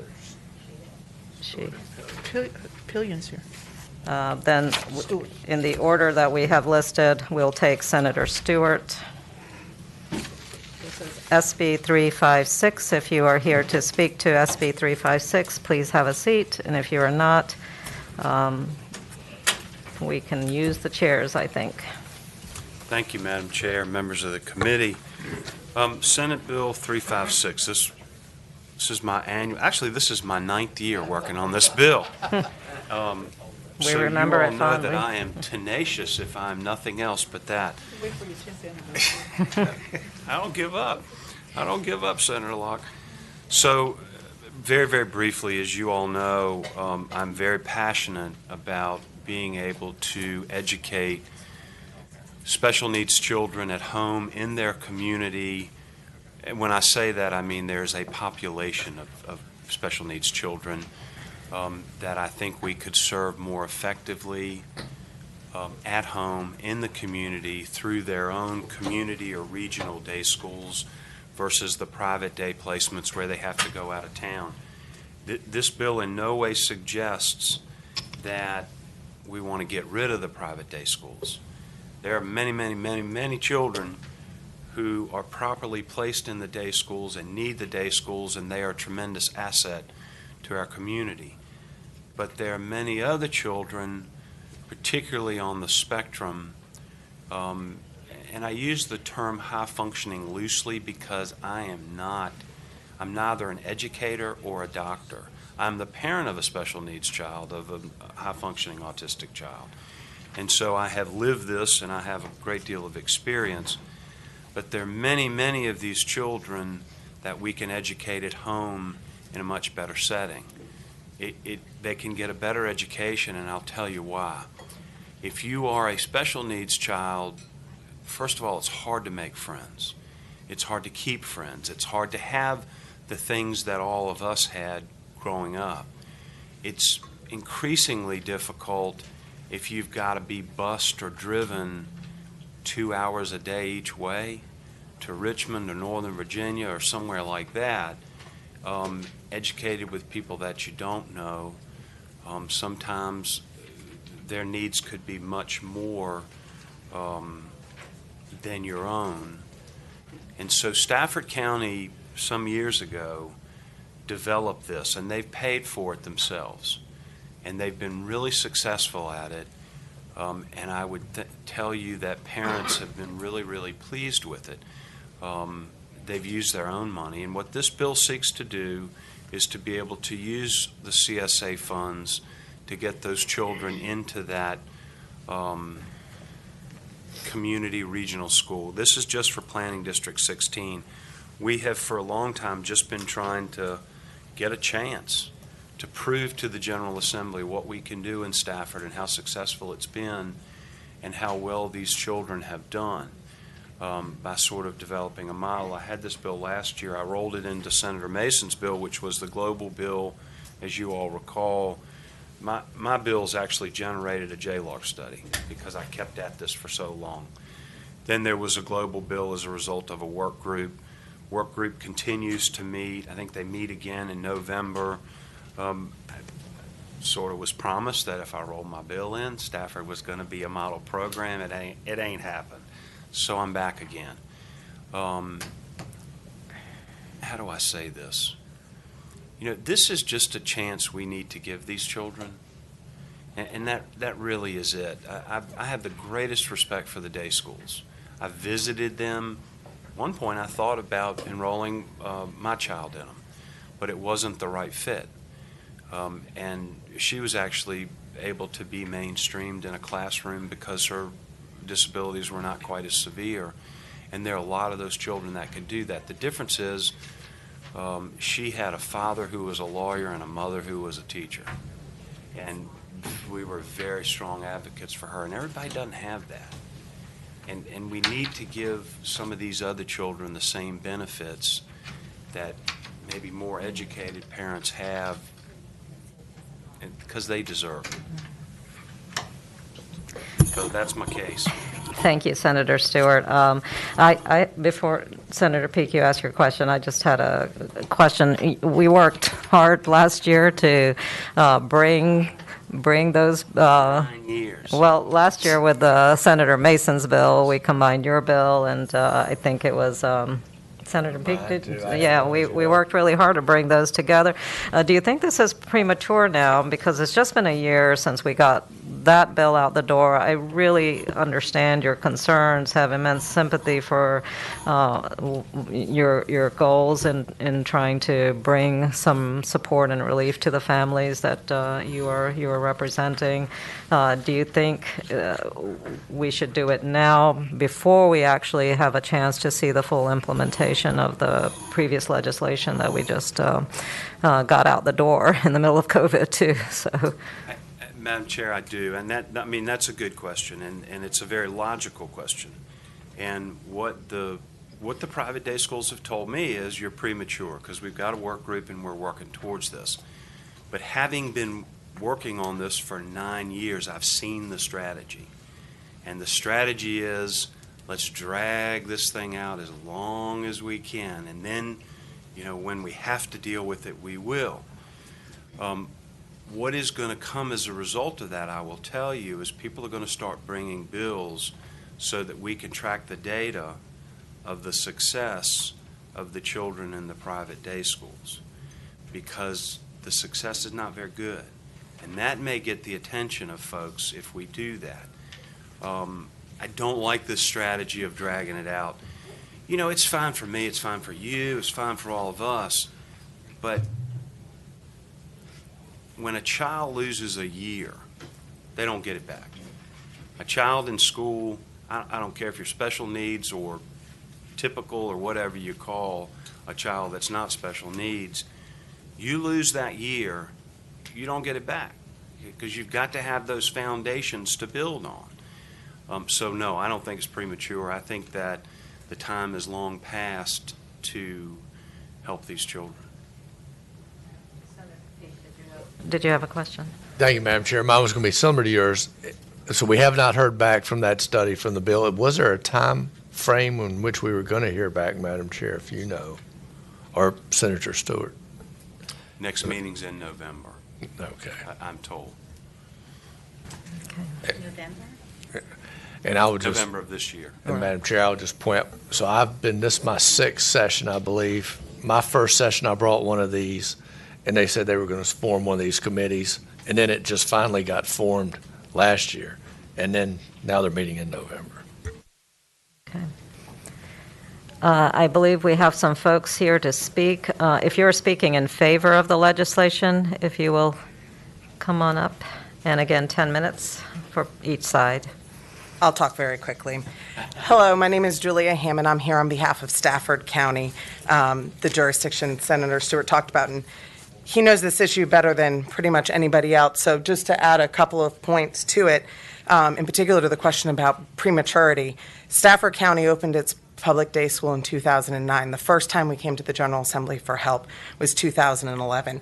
We have provided data to every work group, study, the continuing study that's happening, but it hasn't stopped us from trying to bring kids in. We're paying for it now between an agreement between the school board and the county, and we take from other services to be able to do this. We have data, and I'm happy to share the Cliff Notes here. We've shared it with absolutely everybody else. We can show a 40% savings. So it's more than what we have per pupil, but much less than what CSA provides right now. And we think if we were allowed to go forward in this planning district version of the bill, we could be exactly what you need to gain more data. We could be the guinea pig that operates based upon what the work group has been looking on. We've invited everybody who's ever been interested to come in and see what we're doing, but we've been working on this for a very long time. We will continue to do it. It just we can serve more students if we're able to have help. And by the more students, we're talking about like 50 is about our average. I think we're at 36 students right now, 3 different locations. So this is not a huge draw on either CSA or takeaway, as some will argue, from the private day setting. Thank you.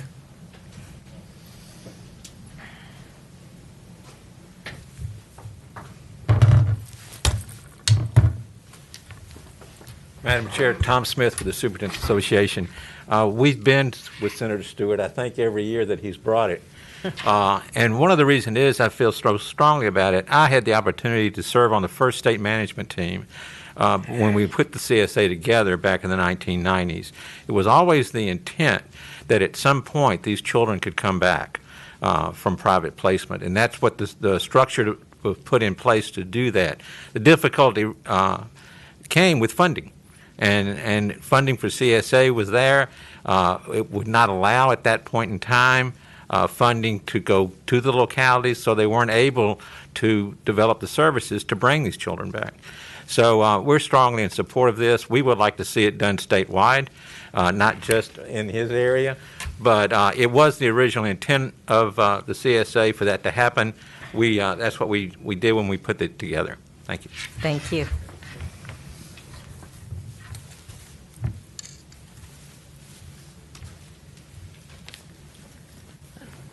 Stacey Haney on behalf of the School Boards Association again. Madam Chair, it's not often that I come in before you and support a bill. That's quite a compliment. I have been supporting Senator Stewart's efforts since I first started coming to the General Assembly. The current system, the way the law is currently set up, disincentivizes school boards from developing these programs in-house because we can't access the funding. And so it really is a big disincentive, especially for a lot of our smaller school divisions, to develop programs to school these children in their own communities. And so what Stafford has done really should be the model for the state, and we shouldn't punish them by not allowing them to access this pool of funds. We should be encouraging them and everyone else to educate these students in their schools rather than busing them hours and hours, away from their homes to these schools. And so I would urge you to support this very modest piece of legislation that would just move a little bit forward and not continue to drag it out, because 9-10 years, that's almost the entire time that a disabled child has in the public school system, and they've missed out on the opportunity to be educated with their peers in their own communities. Thank you. Thank you. Thank you, Madam Chair, members of the committee. I'm Mike Asip, and I represent the Virginia Council of Administrators of Special Education. I just want to award the center with the resiliency badge for being here all these years, and we are supporting them as special ed directors because we want to provide services for students in a least restrictive environment. We work well with our private school partners when a student needs that level of service. We work through the CSA processes and meetings. However, as Stacy already said, there's an incentive to place students in private schools when, if you had resources, you could create those environments in the public setting. As I've done as a director of exceptional ed in Chesterfield County Schools, creating those schools, the only way we did it, stimulus funds back in 2010, 2011. When you had money, you made new programs, and that's what we did. And we reduced the numbers of students in private schools, still partnering with those schools who are very successful. And by the way, very crowded. They still have plenty of kids in those schools. We're not going to take away from those private schools, but we're going to provide what students need in the public setting and more of it. Thank you. Thank you.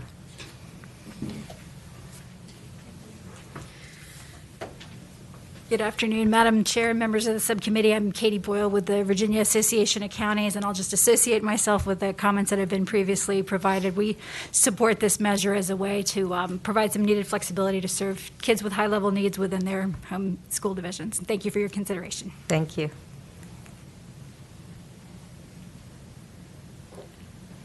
Madam Chairman, I'm Janet Arison with the Virginia Municipal League. I'm also a veteran of CSA back from when it started.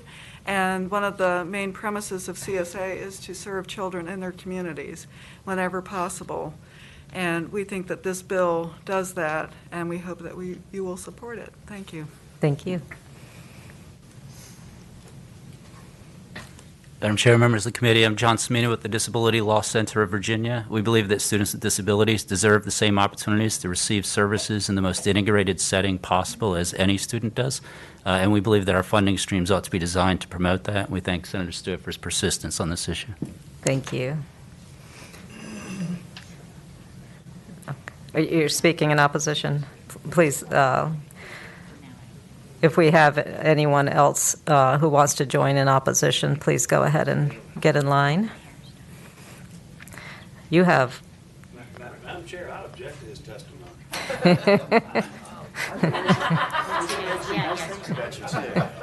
I was going to give you 10 whole minutes, but I don't need 10 Senator minutes Stewart has unless we wanna objected. talk about Virginia Tech sports, but oh my God. Madam Chair, members of the subcommittee, I'm Bill Elwood. I represent the Virginia Association of Independent Specialized Education Facilities. We are the private day special education schools that provide these services in a private setting. I have a great deal of respect for Senator Stewart and his passion and persistence. I would say that I don't feel like I personally am trying to drag this out. We've pushed for objective studies of this, which JLARC did a very, very good study and made recommendations that were, some of which were put into Senator Mason's bill last year that we supported. Again, Senator Peake and Senator Stewart's bills were rolled in to create a 2-year study and also a 2-year work group. I'm a member of that work group, and we meet constantly. We're meeting several more times this year. Our final recommendations are due in November. I think that's what Senator Stewart was referring to. But we have meetings scheduled throughout the year. We've met many times this past year. We did hear a presentation from Stafford County. They're doing good work. But we're not finished with our study, and we're not ready to make final recommendations yet. Just a couple points that I wanted to say. Senator Stewart referred to the data. from the private schools. Actually, we're required now, as a result of another work group from several years ago, we are submitting a lot more data to DOE, and they make reports on that pretty regularly. I think the JLARC report said that they felt that we were doing a very good job in our schools. I feel very proud of the work that's being done there. And so I guess, again, I feel like we're at a point where we'll be making recommendations to the General Assembly in November. This is a very significant change in policy. It's not just Stafford County, as you can see from the other folks who have a great deal of interest in this. There certainly would be interest on a statewide level. This is a some sufficient pool of funds that has been set aside to serve children who have not been able to be served in a public school setting. So for that reason, I'd ask you not to move it forward. Thank you. I just have a question then. The same question I addressed to Senator Stewart. Do you think it is premature then to begin this process in Stafford County? Would it in any way impede the work that you and the work group are doing? If you could just speak to that. Yes, ma'am. I mean, it's, again, part of the reason that we rolled these bills in last year was to give that work group time to study the issue and report back to you. So, yes, I think it's premature. And, again, I think it's a significant change in policy to allow access to this some sufficient pool of funds until we've got a final report from the work group. Okay, thank you. Are there any other questions from committee members? Thank you. Senator Stewart, do you have any Madam Chair, additional thoughts? I would just say, finally, you've seen the support for this bill. It's needed. It's logical. I respect Bill. He's representing his client, which is the private day placement schools. And I get it. That's their business, and it's important to them. But this should be less about a business model and more about serving these special needs children who need these services, and when they can get them at home, they should be able to, and not have to be bussed away every day. Thank you, Senator. Is there a motion on the floor? Move the report. Second. We have a motion to recommend reporting to the full committee next week, and it's been properly seconded. All in favor? All in favor? Aye. I'm sorry, what? You seconded. Yes. Yeah. I was afraid y'all would move to pass it by indefinitely. I didn't want to Just be on the vote wrong yes. side. I made the mistake of asking I'm about yes, the center Mr. and IT issue, and it's just deteriorating. We have four ayes. Madam Chair, members of the committee, thank you very much. We will give you an award for persistence. Yes, I do. Senator Pillion, if you will just, Either one of them can go. I don't need it. I just want those single. I want to just put a quick pause. I had scheduled Senator Donovan to come after. I'll go late. I'm off my call. Let me finish. Let me finish, please. I had scheduled you after Senator Kiggins because I thought some of the same folks who were here with concern for Senator Hackworth and Kiggins would also be interested in your SB 656. If I could ask staff, are there any folks in the hall who want to speak to SB 656? Maybe we can take that up, and then we've got the 3 pillion bills to come after that. So, three. He's being audacious. He's got. So, can staff check if there's anybody? If there's nobody here, then we'll let you go. Staff, if you could check in the hall and see if there's any speakers who want to address 656. Well, we have, I will yeah. let you address it. Yeah, please. Yeah, I'll let the lady go.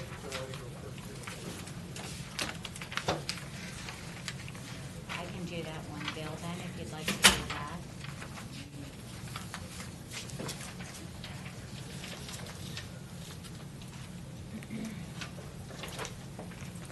Madam Chair, do you want to address, if there's nobody in the hall, I don't mind waiting, but if you want me to go now, I I'll just do need that to. one I bill. just need to see if anybody's there. Yes. And Secretary, will you be leaving after you testify for, or staying for the pillion bills?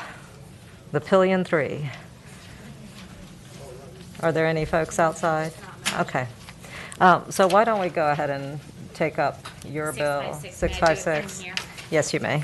Thank you. Thank you, Madam Chair. Senate Bill 656, I believe, has a, is it a substitute or an amendment? Wonderful. Has a line amendment. Is there a motion to accept the amendment? Accept the amendment. A second, all in favor? Aye. The amendment has been approved. Thank you, Madam Chairman. This bill is not like other bills we've heard in prior days. This is a bill that actually passed the Senate several years ago. I think it was now 6. And it passed the House and the Senate. And it is a bill that simply allows parents to be aware. And it doesn't direct notification. It just says that it will be, let me see the amendment. It does. It notifies the parent or teacher if the teacher expects to provide instructional material that includes sexually explicit content, which says it can be defined by the board here. It is also defined in the code, which I will not read to you, but it's a very precise definition. And it allows the parents to be aware that that is part of the instructional material, and it allows the parents to review that material and ask the teachers to have an alternative if the parents think that's inappropriate for the student. The amendment that we've moved simply says that the provisions of this act shall not be construed as requiring or providing for the censoring of books in public elementary or secondary schools. So it has nothing to do with deciding what materials are, available in the schools or the curriculum of the teacher, except that the teacher corresponds and communicates with the parent on things that are defined as sexually explicit so that those parents can weigh in and have a say in that conversation. Thank you, Senator. And are there any questions from committee? I have a question. Senator Locke. A comment first and then a question. And I believe that when this passed before, it was strictly on partisan lines. And my question is, aren't parents provided or aren't students provided alternative assignments already? If they are, Madam If they are not given, I mean, if the curriculum is there and they want to opt out of a certain type of assignment, aren't they already provided an opportunity to have an alternative? Madam Chairman and Senator Locke, to my knowledge, that is not a universally applied option, number one. Number two, I think that that would be great, and I'd be happy to amend it for that to be the case. But I think in this particular case, we're asking for awareness of something that's sexually explicit. What would be more appropriate than a three-way conversation, the classroom, the home, the student, so that parents are aware that these subjects are coming up? This is simply making sure that people who are involved in this child's life are well informed, and parents may not be aware that there are things that would be disturbing, and it's better to be aware ahead of time than not. Are there any other questions, Senator Locke? I just seem to remember, I'm sorry, Madam Chair, I just seem to remember when this initially came forward, it emanated from an AP course, which is basically a college level, freshman level course, where that type of information, and again, it was a Toni Morrison book. I don't know what our opposition is to Toni Morrison, and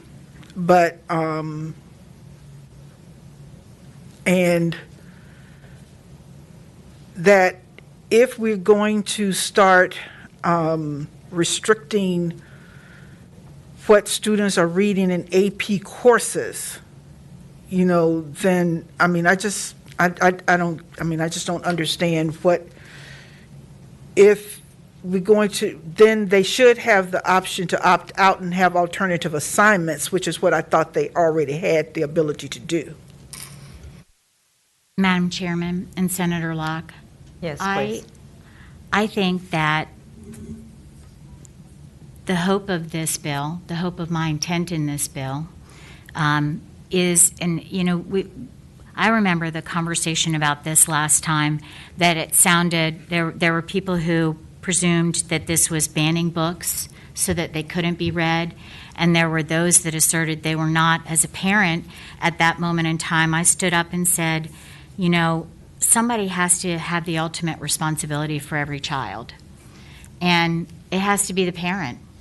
And so having parents having correspondence, awareness of delicate issues is a way for us to actually find a place where we are not restricting what that teacher thinks is important in AP, and we are just having a conversation about it and looking for those alternative assignments in a very executed and small area. And so this is a way, in many ways, to build trust. I think parents need to know that they're not going to be caught unaware, and I think we want that. And so I think you can see how restrictedly this is worded with the amendment that is on there to make it absolutely clear that it is not the intent to limit access to literature in any way. It's just a matter of having a conversation about parental involvement in experiences that they may think their child is not quite ready for, and we're talking about minors. Senator Locke. Senator Donovan, I have a question, and that kind of follows what Senator Locke was asking about with relationship to AP courses. In our high school classes, we have AP, IB programs. We also have dual enrollment. And I've had colleagues whose choice of teaching materials, and these are college-level credit courses when they're teaching dual enrollment, I've had colleagues whose choice of reading materials have been challenged by their parents, the students' parents. But these are college-level credits administered by the college, and so therefore should not be available or subject to challenges by parents, because these are being delivered to students who are taking credit as basically as adult students at that point. How does your bill affect AP, IB, or dual enrollment courses? Well, Madam Chairman, I think it's universal for all classes. The intent in the language of this bill specifically says it's just letting the parents know this definition that is very, and I'm happy to share it with you, that's very limited and defined. This is how it's suggested in the code. The board can decide how they define it. But, I agree with you. I think that in that instance, you're talking about college-level courses. You're talking about maybe parents having the awareness ahead of time. If this is a problem for them, don't have your kids sign up for that class. Those are classes that are hard to get into. And so if this is a problem for you, that awareness ahead of time should direct you to look at something else for your child I would think this would decrease the challenges to the teachers, because this says the teachers are going to have the class that they teach. If the parents object to that, they can read an alternative, but there's not a challenge to what the teacher is choosing. It's a matter of having a conversation that's respectful. Subject matter expert of the parent, subject matter expert of the teacher. Thank you, Senator.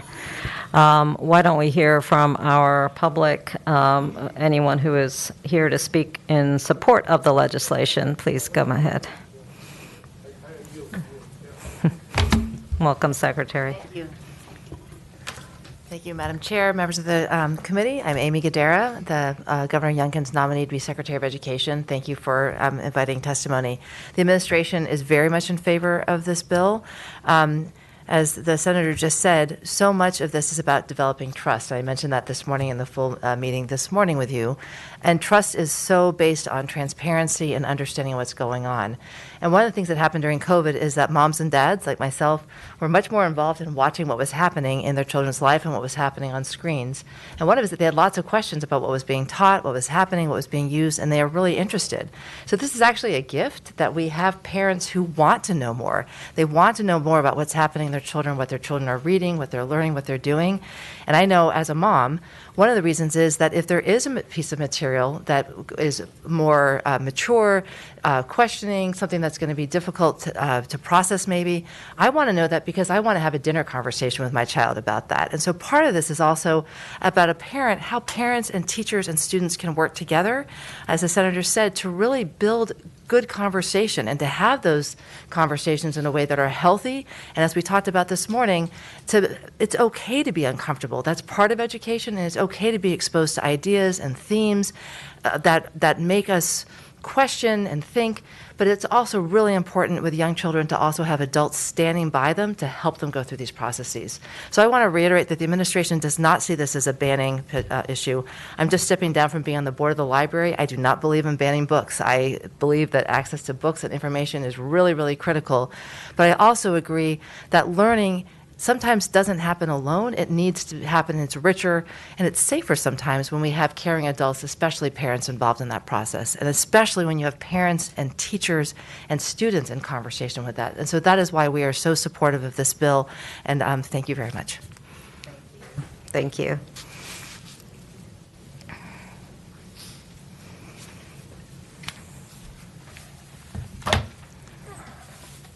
Madam Chair, hi again. Good afternoon. Tom Antorcio with the Virginia Catholic Conference. We support the bill. We'd like to thank the patron for bringing it forward. It's a very positive bill for open, candid consultation with parents regarding the content that is in the curriculum. That includes, we've discussed, I've heard the subcommittee discuss the written content aspect of the curriculum, but it also includes video content, graphic content. And so that will be very helpful for parents, for communities, to know what is in the curriculum. And that has been something that there is a somewhat of a pent-up demand on part of parents for that type of access to that information. This promotes transparency, which is tremendous. To have transparency in education is a tremendous value, and I know that everyone on this subcommittee is in favor of transparency. And so just by way of giving an example, in Charlottesville in 2018, there was graphic content that was presented to 28 14-year-old girls in the West Albemarle County school system. Without the parents' knowledge, and I have a documented clip on that, and I'd be happy to offer that in the record. Similarly, there have been other instances of this, in other parts of the Commonwealth. So there is a real need for this transparency and this open conversation with parents about the content that is in the curriculum. And thank you for your time, and we support the bill, and we hope that it'll be the pleasure of the committee to advance this bill. Thank you. Thank you. Are there any other speakers in support of the legislation? Are there any speakers in opposition?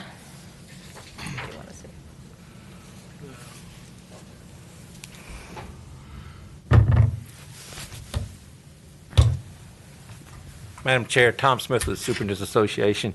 We feel there are already processes in place to address this issue, both with the curriculum review community panels that also include parents.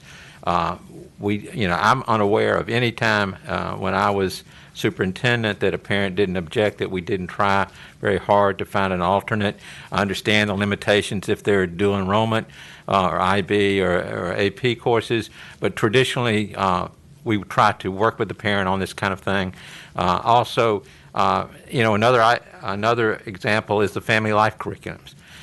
Those are reviewed, the information's provided, so we feel that this issue is already addressed, and this would just provide more confusion on it.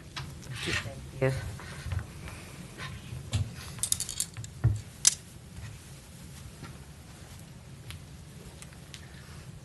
Madam Chair, Stacey Haney for the School Board Association. I'm back opposing now, so this probably feels more normal for you all.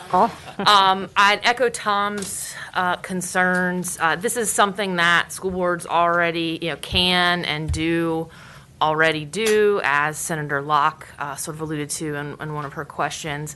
And in addition, parents already who are concerned about what their child might be exposed to already can and do communicate with their child's teacher to find out or to raise concerns about, the types of content that they might have a concern with. So these things are already going on.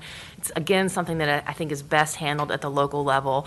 I think one of the things that was mentioned when we talked about divisive concepts earlier is what you think is divisive might not be what the next person thinks is divisive. The same thing can be said for the topic covered by this bill. And the last thing we need to do to our teachers right now is add another thing that there could just be disagreement and confusion over. And then finally, I'd like to say that the way this bill is structured, it has the Board of Ed establish a policy, and then it says local school boards shall comply with that policy. And that's just not the way that we typically see these things be structured. Local school boards adopt policies. The Board of Ed can provide. Typically what we see is guidelines or models, but local school boards are responsible for adopting their own policies. And so we would suggest that should be the way it remains, and so we're opposed to the legislation. Madam Thank you. Chairman? Senator, please. I am happy to accept that friendly amendment to will adopt. So I guess we need a motion for that, for the amendment. Each local school board will comply? No, it's each local school board shall adopt the policy that is established, very much like other policies have been adopted over the last year. You're shaking your head. That is not the amendment you were recommending? No, that's the amendment. Yeah, I don't know. I'm sorry, I was looking at the wrong head. What? Well, Madam Chair, I think typically what we see is the guidelines are provided, and then school boards get to decide what actually goes in their policy. So I think what Senator Donovan just suggested would just mandate that we adopt whatever the Board of Ed says is a policy, and so I still have concern, and obviously also the sort of the overarching. I understand. Yes. Thank you. Thank you, Senator. Question? Yes. So the language that you're saying is more typical, Stacy, is that it's each local school board shall adopt policy consistent with, aligned with the board recommendations, or what? Yes, Madam Chair, Senator Donovan, I think that's at least something we've seen in code, the consistent with. Obviously, that doesn't resolve my other concerns, but I appreciate Senator Donovan's attention to that particular concern. Thank you, Senator. Are you moving? Yeah, I'm just making sure I look at the upper part and see what it says the board will do. But the B would now read, each local school board shall adopt policy that is consistent with the board recommendations. And then, so it would be the board shall establish a model policy. Would that be more typical? Model policy in A.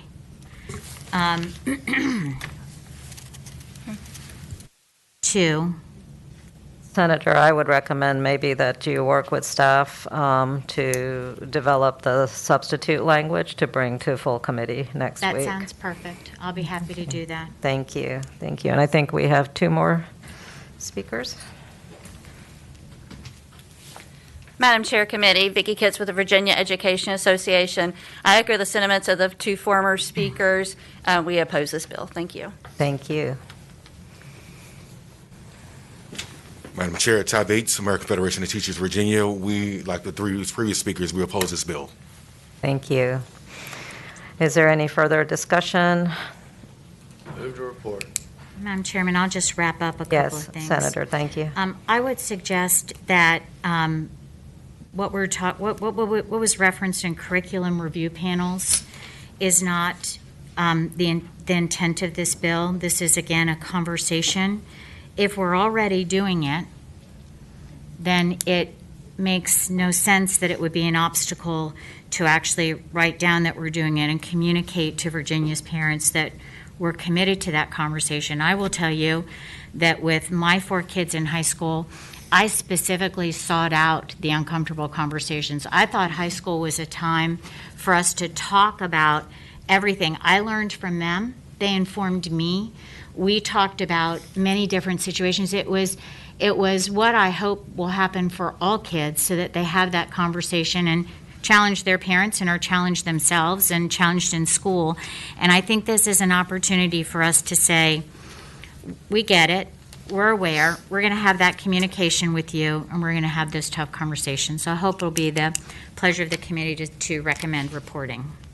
Thank you, Senator, and I agree that we have wonderful opportunities for our parents to be fully involved in our students' efforts, and we would hope that families engage in these kinds of conversations. The word trust was mentioned earlier, and I would just want to state publicly that I trust our educators. I trust our teachers to know what is age-appropriate material to provide to students. I trust the curricula that is developed in conjunction with the expertise of our teachers, administrators, and parents as well. I trust the system, basically, and therefore I am not going to be supporting this legislation because I think it extends beyond what we need to do legislatively. We have local school divisions, school boards, parents, families involved in these conversations, and I trust our educators to do what should be done. Is there a motion on the floor? Move to report. Second. It's been moved and seconded that we recommend reporting to the full committee next week. All in favor? Aye. Any opposed? No. 2 ayes and 2 noes. Thank you, Senator. I know you have a couple of other bills, but we will take those up after our guest patron. Thank you, Madam Chairman. Senator Pillion, and I will let you decide the order in which you want to take your bills. Give me the order from the committee clerks. Give me the order earlier, so I'll follow that. Okay, well, I had 600 first. That's what I've got. Okay. So, Madam Chair, there should be some amendments available to each of you online. And it's my understanding that with these amendments, we have peace in the valley among the stakeholders on this bill. I could be wrong. That changes sometimes. But I am not aware of any opposition. So, Senate Bill 600 updates the school crisis, emergency management, and medical response plan to require that schools make annual safety audits available to their chief law enforcement for review and recommendations. Currently, the chief LEO has to request the results of the school safety audit as well as the walkthrough checklist of the school. This bill builds on the spirit of collaboration among school divisions and law enforcement by requiring law enforcement review the school safety audit and provide an opportunity for recommendations. And this was something that we talked about in 2018 with the Select Committee on School Safety. Thank you. Are there any questions from committee members? And is there anybody here who wishes to speak in support of the legislation? Please come on up. Oh, sorry. Madam Chairwoman and members of the committee, I'm Amy Gadara, the designee for Secretary of Education, and the administration supports this bill. You all have heard me talk a lot about data. Data doesn't do anything if it's not communicated well and people don't have the right data at the right time in the right format. And this bill is all about making sure people who need to have information about the safety of our children have it when they need it to keep bad things from happening. So we are very, very supportive of this bill. Thank you. Thank you.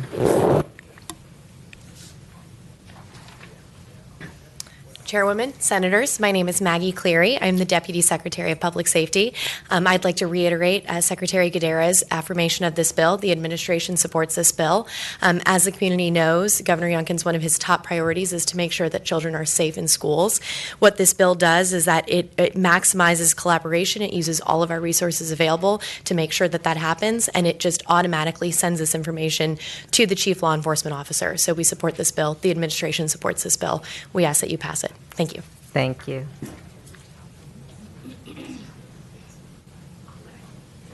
Good afternoon, Madam Chair. I'm Shane Riddle. I'm with the Virginia Education Association, and Senator Pillion reached out to us. We're happy about that. And we were concerned about local school board authority in this respect, and he made those amendments, and now we support the bill. Thank you. Thank you. Are there any speakers in opposition to the legislation? Not opposition. I wanted to say we did have some concerns initially, and Senator Pillion agreed to some amendments that we asked for that resolve our concerns. So I just wanted to thank the senator. Thank you. And I made a mistake. We should have moved the... Second. It's been moved and seconded. We adopt the amendments. All in favor? Aye. Are there any speakers in opposition to SB 600? Move to report. Second. As amended. It's been moved and seconded that we recommend reporting to the full committee as amended. All in favor? All in favor, say aye. What? What? We only have one weak eye that I'm hearing. Oh, no, we were all, we're all ayes. No, I'm aye. I'm Yeah, so we're sorry. ayes. Yeah. We have 4 ayes. Yeah, we already thought that was through. Yeah. Well, you got to say it. We can't just assume it. Say it out loud. Well, congratulations, Senator Pillion. Okay. We are moving on. So next on my list is Senate Bill 724. Is that the same as yours? Okay. So this bill requires school boards to submit a report to the Department of Education and to DHCD regarding students that do not have broadband service at home. This actually comes to me from, I don't know if anybody remembers Jack Kennedy. He was a senator 20 years ago here. Anyway, he's very involved in broadband deployment in Southwest Virginia, especially Wise County. And this was his idea. And throughout the pandemic, I think schools have gotten a pretty good sense of where service gaps are in terms of which students are lacking internet access at home. And as this committee knows, during our special session last year, I was proud to support the ARPA budget, which leveraged the $700 million to achieve universal broadband access in Virginia. This bill is just one more tool in our toolkit that we can utilize to ensure we leverage the investments to the fullest extent and prioritize opportunities to get our students internet. This bill does have a sunset clause that's consistent with the stated goal of the Commonwealth to achieve universal broadband access by 2024. Where does it say 2020? It says 2025. Sorry, 2025. That it would sunset at 2025. 2024 is when we're hoping to have universal access. Okay. Sorry about that. Thank you. Yep. Thank you, Senator. Are there any questions, comments from committee members? Are there any speakers in favor? Right on, girl. Madam Chair, Committee, Vicki Kitts with the Virginia Education Association. We definitely support this bill. The pandemic has shown us the great divide that we have with broadband coverage. I am from Southwest Virginia, so our students in many of the places were not able, when they went virtual, to be able to do their assignments, so we fully support this bill. Thank you. Where are you from, actually? I am Tazewell County. All right, that would qualify, because I heard some other people, they say they're from a place, they say that's not Southwest Virginia. Yeah. She is from Tazewell is Southwest. And I actually, in my job, represent Wise County and do know Jack Kennedy. So thank you. You made it. Thank you, Madam Chair. You have tough criteria there. Oh, no, they've got tough criteria. They have very tough criteria. Is there anyone here in opposition? Is there a motion on the floor? Second. It's been moved and seconded that we recommend report. All in favor? Aye. Aye. 4 ayes. We got it then. Okay. All right. You're on the roll. Right, easy. All right.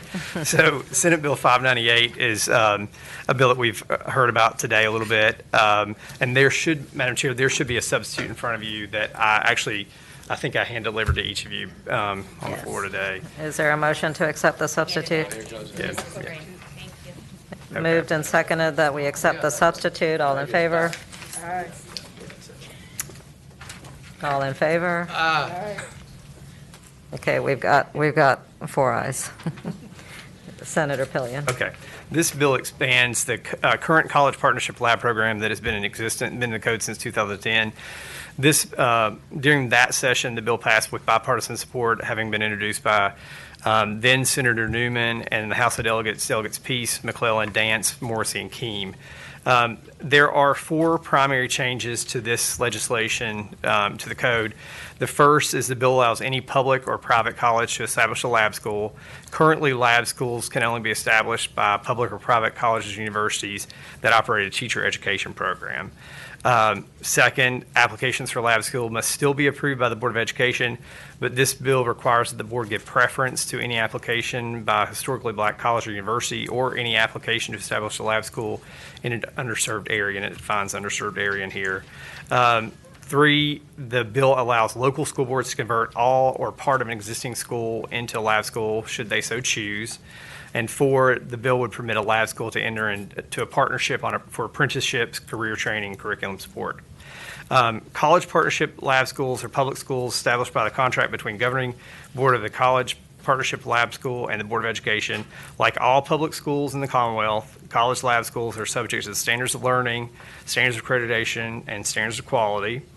The bill maintains the 31 existing elements required as part of the application process to start the lab school, which I delivered to the chair this morning.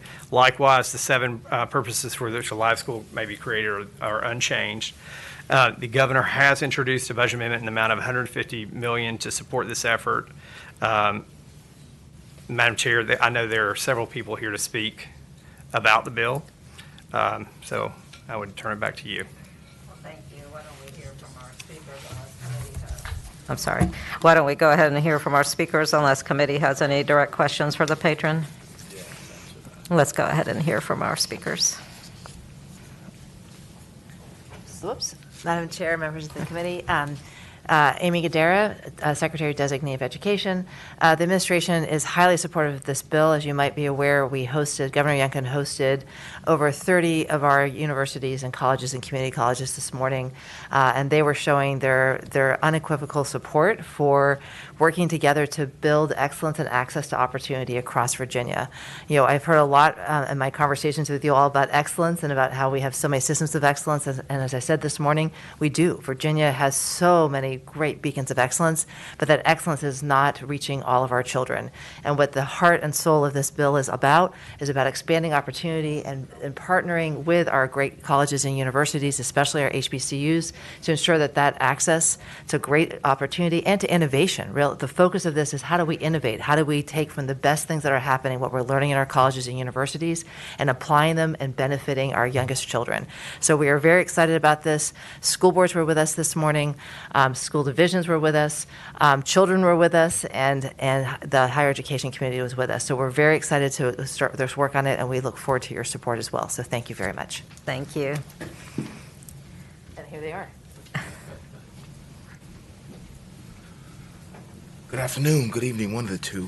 I'm Miles Gordon, Virginia Commonwealth University. VCU remains committed to our regional school division partners. We focus on preparation, ongoing learning, and professional growth of students, teachers, administrators, and other educational personnel in the Metro Richmond area and beyond. And so we're excited about the opportunity to build on VCU's past successes through this legislation that will create college partnership lab schools. I might also add that in the 90s, VCU actually created professional development schools with regional school divisions. It was largely successful, but funding didn't continue. So with that being said, we support the bill. Thank you. Can I just... Did VCU beat Davidson last night? They did, on a charge. Can I just ask a question? You referenced the PASS model. What was that like, and what did it do from VCU perspective? I wouldn't be able to speak to it directly, and I wouldn't want to lie here in committee, but I can put you in touch with our Dean of Okay. Education, and they can provide more background. I think that's my point of curiosity.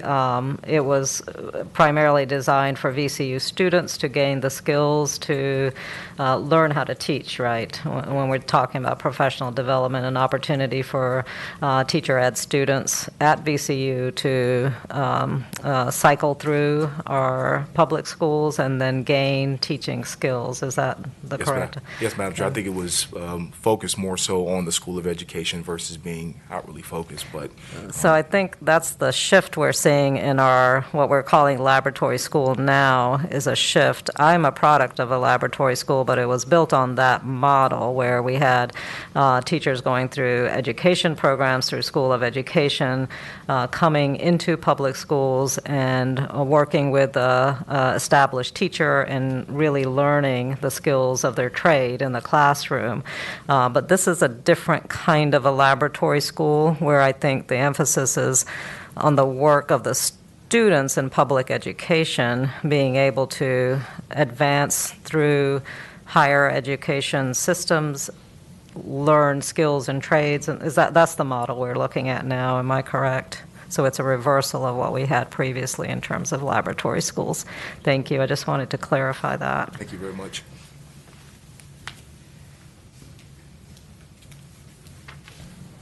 How you doing, Madam Chair?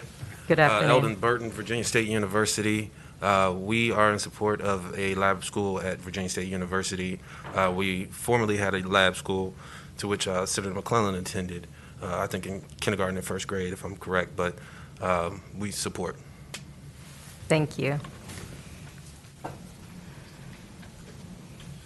Madam Chair, Mark Smith with George Mason University. We appreciate, pardon me, Senator Pillion bringing this legislation forward. Interestingly enough, he mentioned the legislation in 2010. George Mason actually secured a grant from the Commonwealth to begin planning one of these programs, submitted an application that was approved, and we actually moved forward with what was going to be the Patriot Innovation Center, or Academy, at Lake Braddock Secondary School for 7th to 12th graders. Unfortunately, switch in administrations with the Fairfax County Schools, the program ended up morphing into a demonstration program, but it was set up for it to be administered by the Fairfax County Public Schools, but the academic programs to be led by George Mason. I think you all may also be interested to know that George Mason University, in terms of our engagement with the local schools, have a relationship with several of the Northern Virginia school divisions where we host the Governor's School on our Prince William campus in Prince William. So very much support this concept and these tools. Thank you very much. Thank you.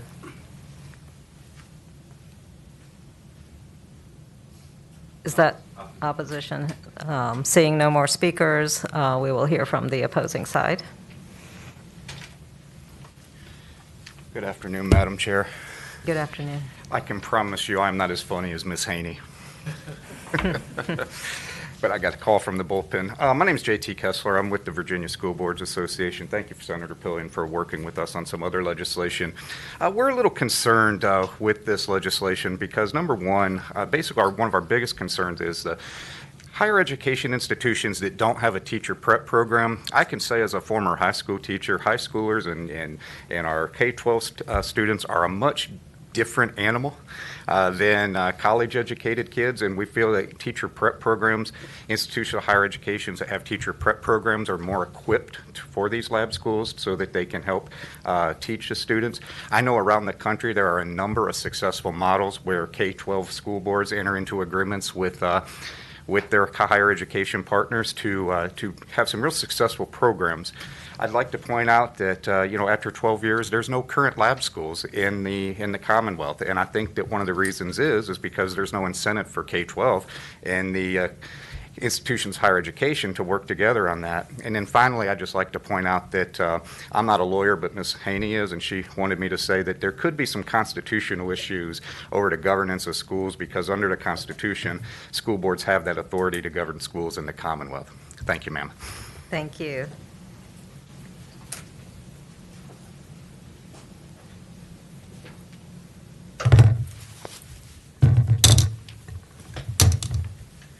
Madam Chair, Tom Smith with Superintendent's Association. First, I want to thank the Senator. We have been working together on this bill. We don't quite have peace in the valley on it. And you were right, when you made a change in the way that these lab schools work, and you go out and you're in an environment in which there's not a teacher training program.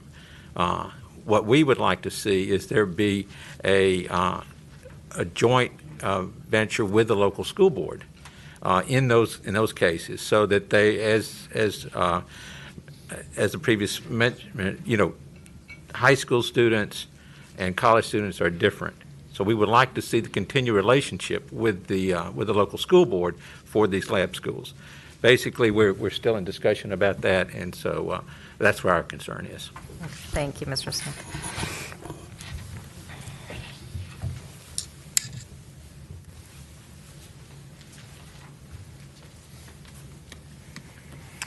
Madam Chair, thank you for the opportunity to speak on this bill.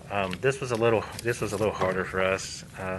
We had several discussions with Senator Pillion, and he did address most of our concerns, especially around the private businesses language. And we are happy about the fact that you give preference to HBCUs and that you also give preference to underserved communities. So these are the amendments. We presented them back to our board, and they gave us their view on it, and so we were originally opposed to the bill, and now we have moved to a position of no position on the bill. Okay? And we appreciate. Where's he at? Oh, thank you, Senator, for working with us. Thank you. Madam Chairman, committee, Talvon Bates, American Federation of Teachers, Virginia. At this point, we are vehemently opposed to this bill, but we were looking forward to working with the senator to make sure that the next time this bill comes up, we're willing to finish this off. Thank you. Thank you. Senator Pillion.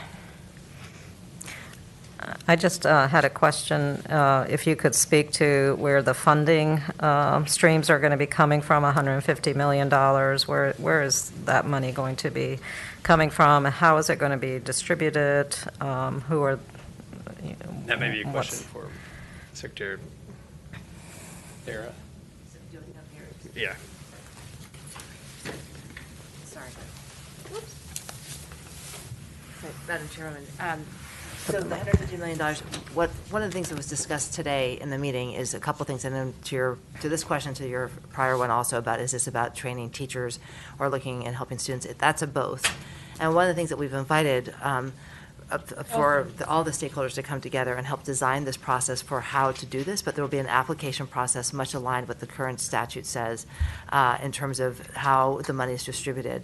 But it will be according to a design process that we're actually going to work together to do so that it's not one size fits all. We are looking to very much encourage local school boards working together with their with partners in the higher education and higher education institutions to develop a variety of different approaches. So some of the presidents this morning talked about why it's so important, and some of our most successful lab schools around the country are ones that are developing teachers. So how do we do that and also do a grow your own in terms of future teachers and doing that while also exposing students to new careers, to on-hand learning, to experiential learning. So we see it as a yes and we also see that there won't be just one type of lab school, that this will be ones that will also be very responsive to different needs and regional needs, both employment needs, but also the needs. Some of these schools this morning the governor talked about will be focused on learning disabilities. How do we take some of the greatest research that's happening right now in our schools of education in the Commonwealth about reading and literacy, and how do we then turn that into a lab school that will then, one, train teachers how to teach with the latest science of reading, and two, help students in the region actually become better readers and make sure they're on grade level. So it's a yes and the distribution of the $150 million would be through a process with very strict criteria, but also ensuring that all of the dollars will be spent on programs that meet all the criteria that the senator talked about. Thank you. Senator Locke. Just to follow up, I don't think that quite answers the question of where the $150 million would be coming from, but that aside, was there any particular reason why we're moving away from the model of attaching this to teacher education institutions? Madam Chairwoman and Senator, so it's not, in no way are we turning away from schools of education. This is expanding who can be doing this. And part of it is there are so many exciting things happening right now in our higher education institutions. So engineering schools, there may be a place, and I should know this better about which schools don't have ed schools, but if there was a program that had a physics program or engineering program that didn't have an ed school, there is so much that they can do in partnership with the local school division to make learning come alive, to do that. So there could be content experts that could be used to really make learning come alive and to do things. So it's not just about the teaching. And in those schools, very much they would be working with the school division to do that. And one of the things that we heard from school divisions today is that, especially in our rural areas, they actually said our divisions are so large. They said, we want to be able to partner with several of these different lab schools because there are going to be different needs that different students have, and how do we make sure that we have more opportunities? So part of this is to unleash innovation, and that there's not just the need, the very important need that the chairwoman talked about, of better training teachers and making sure that we're having innovation in how we train our future teachers, which matters so much. But it's also about how do we take this explosion of knowledge and information and learning that's happening in our post-secondary institutions and help use that to ignite a passion for learning in our high school students and in our early childhood students at all levels. So it's a yes and. Are there any other questions from the committee? Recommend reporting as amended. It's been moved and seconded that we recommend that the bill report as amended with a substitute. All in favor? Aye. Any opposed? We have 3 ayes and 1 abstention. Good. Yeah. Better get out of here. I am. Thank you, Senator.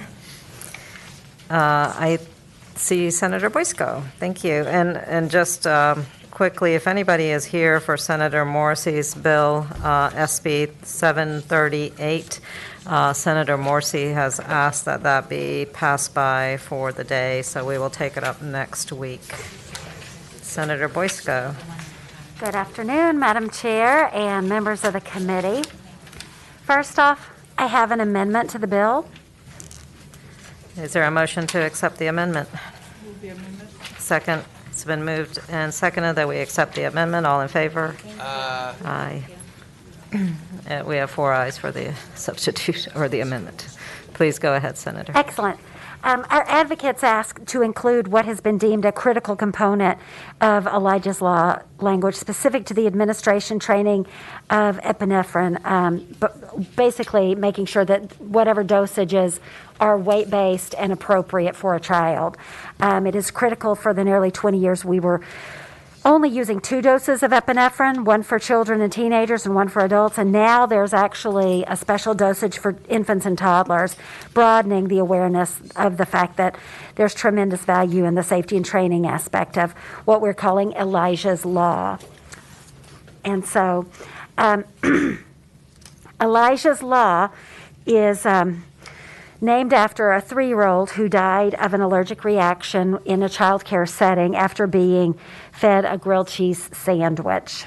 And the bill's intention will increase awareness of the signs and symptoms of anaphylaxis in daycare settings and get the EpiPens in there for them. There's a lack of public policy that led to the training and the inadequate procedures and the inability to treat Elijah at the time with an EpiPen. His father founded a foundation in his son's name, hoping that all infants and toddlers would have a safe place to learn and socialize in daycare. We are aware that the most common cause of anaphylaxis is food allergies, and it can be life-threatening within seconds of exposures. And infants and toddlers are particularly at risk because the rate is higher in children 0 to 4 than any other age group. And the symptoms may be more difficult to recognize in these kids. So we believe this bill would direct the Department of Education to assist daycare settings in establishing policies and procedures and training to help prevent anaphylaxis, anaphylaxis, recognize the signs and symptoms of suspected events, and ensure that the first line treatment for anaphylaxis, making sure that it's the appropriate weight-based for the infants and toddlers, is available for the immediate administration. The bill has the support of the Elijah Alavi Foundation, the Allergy and Asthma Network, the Asthma and Allergy Foundation of America, Food Allergy Research and Education, Food Allergy Anaphylaxis Connection Team, and numerous other food allergy advocates throughout the Commonwealth. I have an expert here who is willing to testify, and it's Gary Riddle is here, and I'm not sure if Elijah's father Thomas is here, but I've definitely met with him, and Before. but I would ask if A question from Senator Peake. Madam Chair, Senator, is there a cost? Who pays for this? that is an excellent question, and there are federal funds that are available. I have a budget amendment here, so I know that it would go to finance, but there are federal grants that are available specifically for this this purpose that we would be able to apply for. Yeah, Madam Chair, so this is not one of those, we're just dumping it on the local No. schools with no money. That is not the intention of this All right, bill. thank you. Thank you. And I think we have a speaker.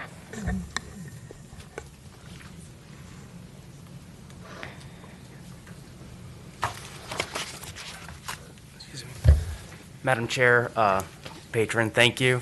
Members, thank you very much for your time. My name is Gary Riddle. I happen to serve as Director of Patient Advocacy for Kaleo.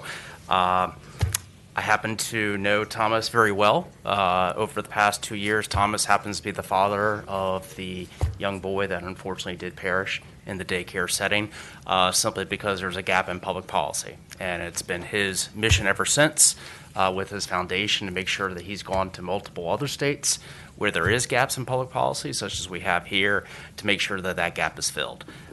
He did actually send with me a personal statement. I believe that has also been sent to you all in your email. So being cognizant of time, I'm happy to read it, or we could just go with what's already been submitted via the record. Thank you. I know I've received and read the letter, and we've all received it, so thank you, and deeply appreciative of the work that he has been doing to support this effort in memory of his son. Absolutely. But happy to take any questions if there's any. Are there any questions from committee members? Is this an amended, is there an amended? The amendment is in front of us. Oh, just those, yeah, okay, just that line, right, yes. Just making Oh, yeah, just the appropriate weight. I got you. And just to be cognizant, are there any individuals who wish to speak in opposition to the bill? Were you going to speak in support? Okay, thumbs up. Thank you. Seeing no more speakers, I just have one question. There's a question, Senator Donovan? It references a nurse. It's probably really more for Senator Boysko. Oh, okay. Are there situations where there aren't nurses assigned to one of these child care centers? And if so, it references employees, but it seems that it says here, go find that line, that at least one nurse in that, maybe it says nurse or employee now. I'm sorry, I lost the line. I was reading all of that. I saw yes. I just want to make sure, is nurse and Is it requiring every daycare to get a nurse? That certainly was not the intention. Are you looking at line 215? No, I think I'm way further along. I think I'm in some of the later language where it says at least one nurse in the center. But I lost it because I went back to look at something else. So I just wanted to check and make sure that it wasn't something that was, it was something that you thought through. So, Madam Chair. So we have in statute that EpiPens are available in all schools, K through 12. What we don't have is these emergency medications for child care facilities. And so we added that. I think I found the line. 485, okay. It's 86. like 560. And it said administered by any nurse at the entity, but then it has the same language you've used before, which is an employee or employee of the local health department. So it's not confining it to a nurse. Correct. And the idea is to make sure that there's somebody who's trained and has access to it, similarly to our K through 12 schools currently. Senator Boysko and staff, I just found, I think it's a typographical error on line 215. It says 25. It says is a nurse. I think that should read if a nurse. Am I correct? I would think that would be correct. If. Line 215. Here, I'm sorry, where did you say that was? It's line 215, number 25. It says is a nurse. I believe it should be if a nurse. No, Madam Chair, that's just following the flow of that code section. Oh, I see. Yes, because it's yes. an immunity section, Okay. so yes, ma'am. That makes sense. My apologies. Oh, they all start with is, yes. Yeah. Okay, thank you. I should know you don't make typographical errors, right? Okay. Thank you. Seeing no more questions then, is there a motion on the floor? It's been moved and seconded that we recommend reporting as amended to the full committee. And all in favor? Aye. Any opposed?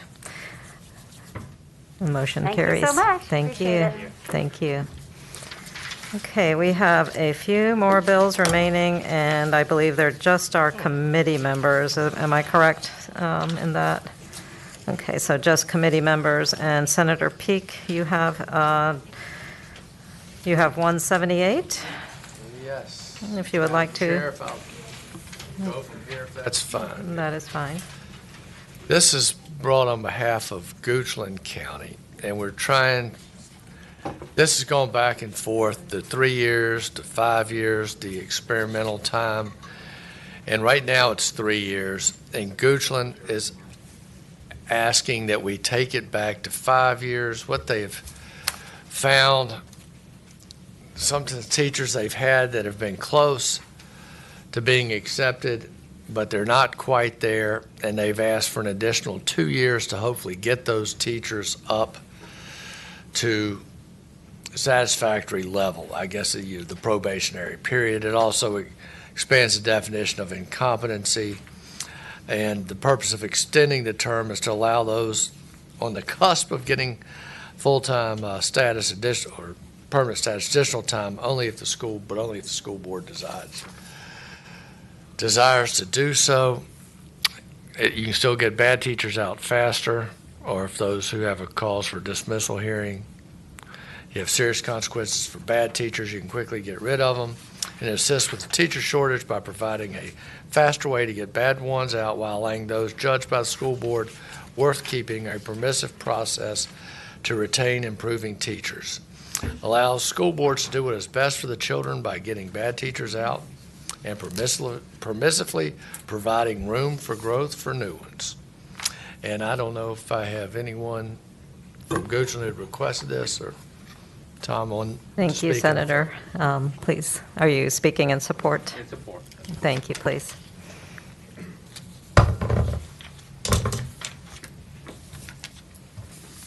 Madam Chair, members of the subcommittee, Tom Smith, Superintendent's Association, we are in support of this bill.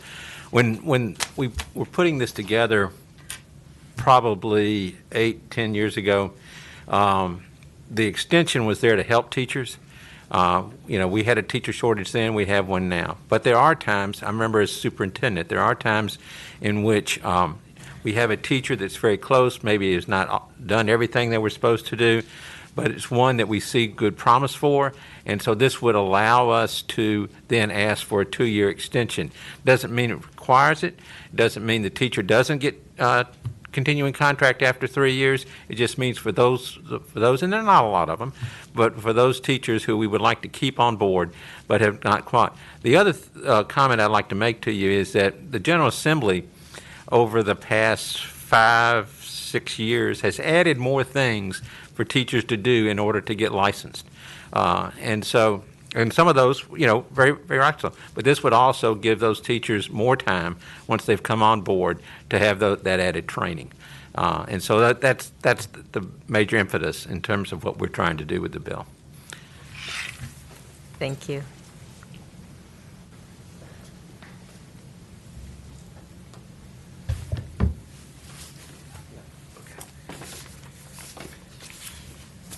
Madam Chair, members of the subcommittee, J.T. Kessler on behalf of the School Board Association. Echo Mr. Smith's sentiments.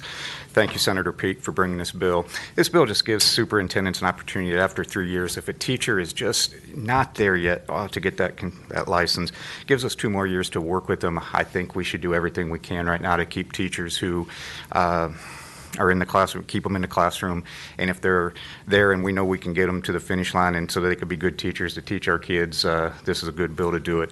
After you put 3 years of time in trying to get somebody to be a good teacher and they're showing progress but just not there, why would we want to throw that out to and then move this person on? So thank you, Senator Peake. If I could ask a question, we just put in the policy change back in 2020 where we moved from 5 years down to 3 years. And have we seen anything in, and I know we've had the crisis of COVID in between, but have we seen any indication or do we have any data that this change to 3-year probationary term has been negative or has had any kind of negative impact on either our teachers or our school systems? Madam Chair, I am unaware of that, but I will say this, if we're taking evaluations over the last 3 years where some teachers have maybe only had 1 full year in the classroom and then maybe they taught virtually and we're up on year 3, or they're at year 3 and they're, not making it and would have to be leaving the classroom, I think this would be a good bill to give them an opportunity to expand 2 years so that we can work with them and get them to where they could be proficient on their licensure. Okay, thank you. Are there any individuals here to speak in opposition?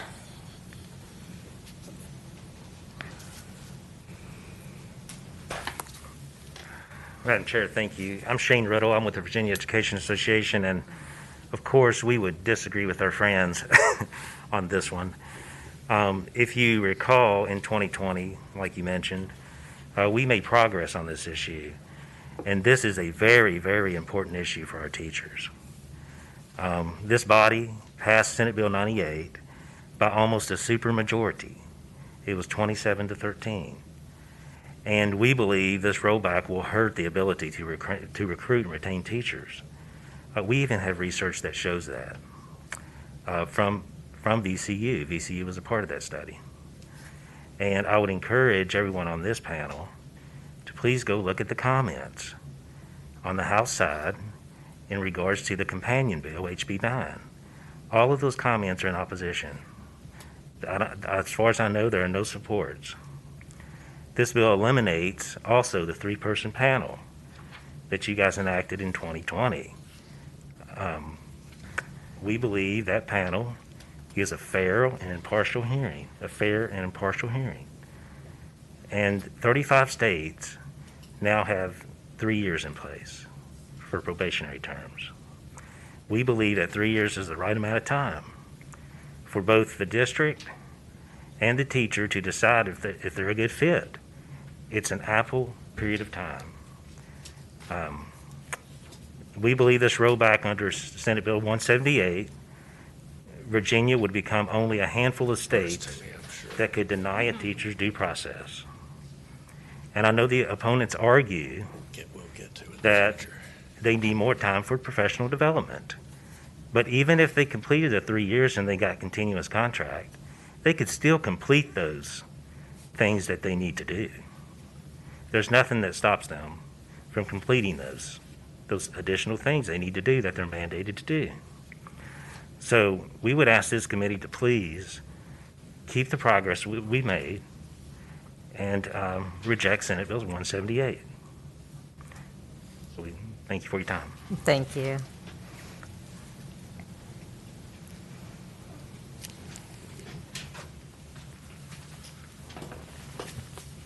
Madam Chair, Senators, I'm John Suswick, and I'm with Virginia Professional Educators. We also urge you to reject this bill. We strongly oppose it. This bill is a solution in search of a problem. And it's much more than just about expanding the probationary period from 3 years to 5 years. If you look at the text of the bill, as Senator Peake points out, it expands the definition of incompetency from, if I'm looking over here, to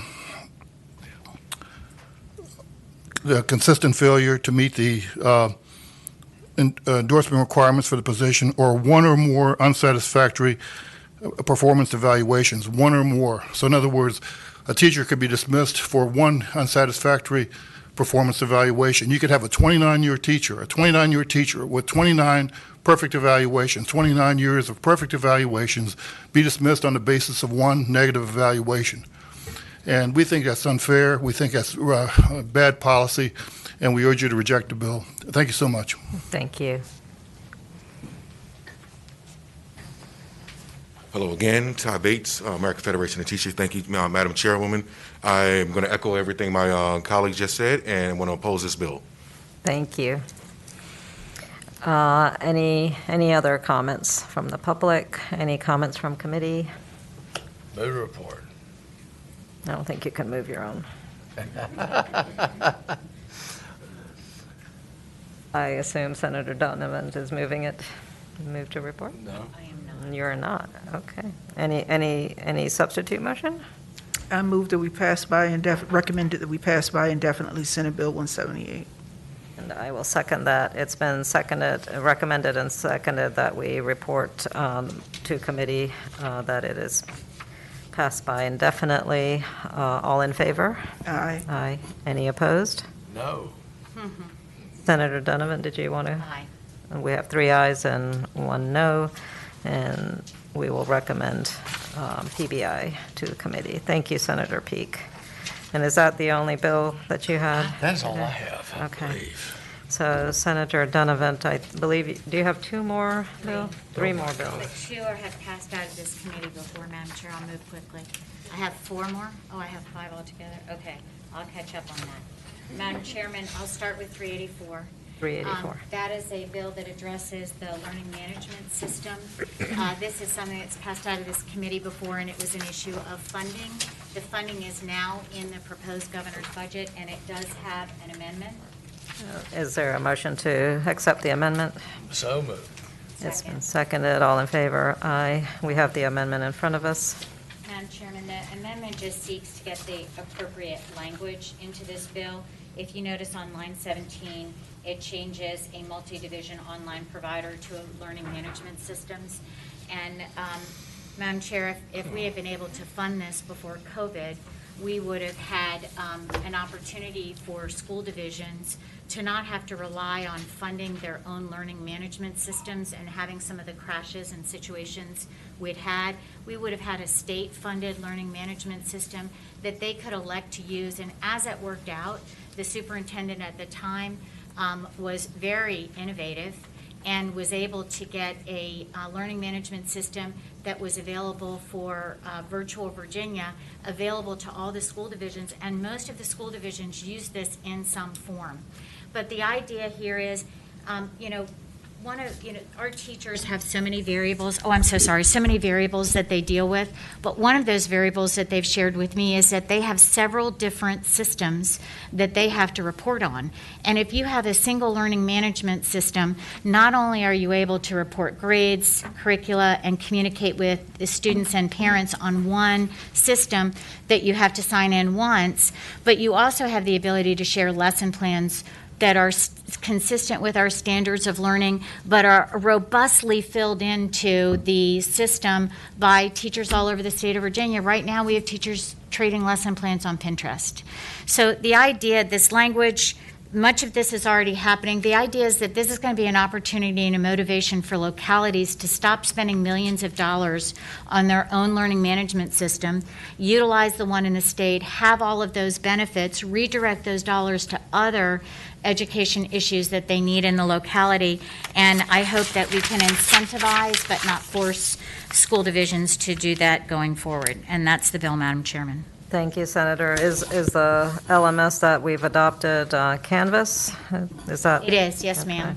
ma'am. Which I suspect would periodically have to be rebid, but I don't know about that. It would have to be, yes. But one benefit to that, as you said, not only does it provide consistency across our school divisions, but also many of our colleges and universities are also using Canvas, and so that would provide a seamless transition for students who are accustomed to one LMS to be able to And transition Madam Chairman, into if I may, our entire community college system went on Canvas. So for dual enrollment, Yes. we would have a robust ability to have an exchange of classes there. You're absolutely right. Is there a motion on the floor? Anybody's for or against? Oh, is anybody here to support? Is anyone here to speak against? There Second. is moved and seconded that we recommend reporting. All in favor? Aye. Any opposition? We have 4 ayes. And Senator Donovan. Thank you, Madam Chairman. I am going to Senate Bill 430 now, which is the next one, another bill that we've passed out before. This is about growth measurement tools in schools. Just to review back, we currently have only achievement-based measurements like SOLs. When you take a single test, all the data we have on learning, which I'm sure you know more about, is that that's a reflection of that student's day, not actually whether or not they are learning. And a growth measurement tool is a complement to achievement that allows us to address how each child in Virginia is performing and showing, and it doesn't require any additional testing. The reason that this is the language on this is very permissive is that there had been some efforts to begin to develop growth management tools in Virginia that were in alignment with SOLs and developed by us. There are also systems that can be contracted with for RFPs, but the idea is to begin to align growth and achievement to help our children move forward. And there's never been a time that this is more appropriate than after COVID, because we have kids starting at so many different places, and many teachers are getting kids more than one grade level in a school year. But that's not well reflected in SOLs, especially if those students start further behind, like English as a second language, especially if they move into their classrooms late. So this is, the goal here is just to make sure that we have a way to measure progress on each of our kids, with the hope that we're going to go back and make sure they all succeed, remediation, whatever's necessary. Thank you, Senator. Are there any questions from committee? And are you speaking in support? Are there any speakers in support of the legislation? Okay, any speakers in opposition?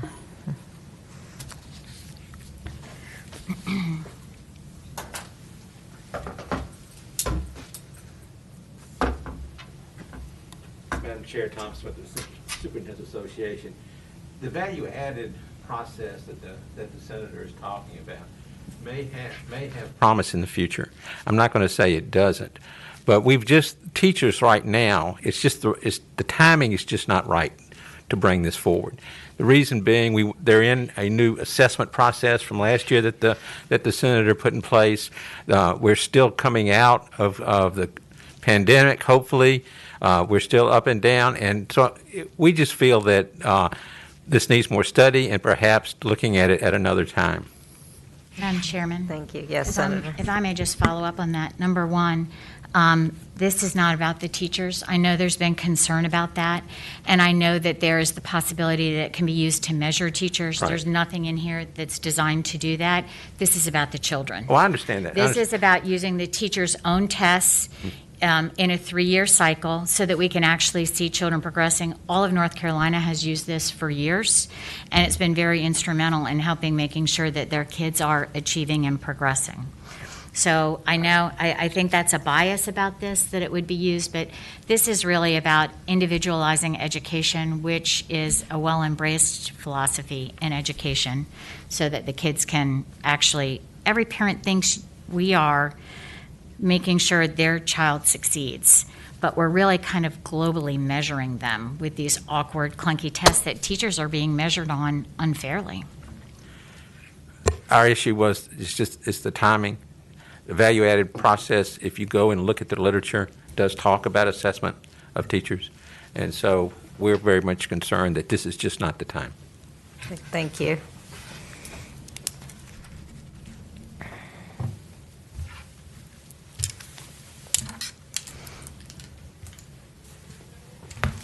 Madam Chair, Shane Riddle with Virginia Education Association. We actually agree with Senator Donovan that this is not about teachers and it's about the children.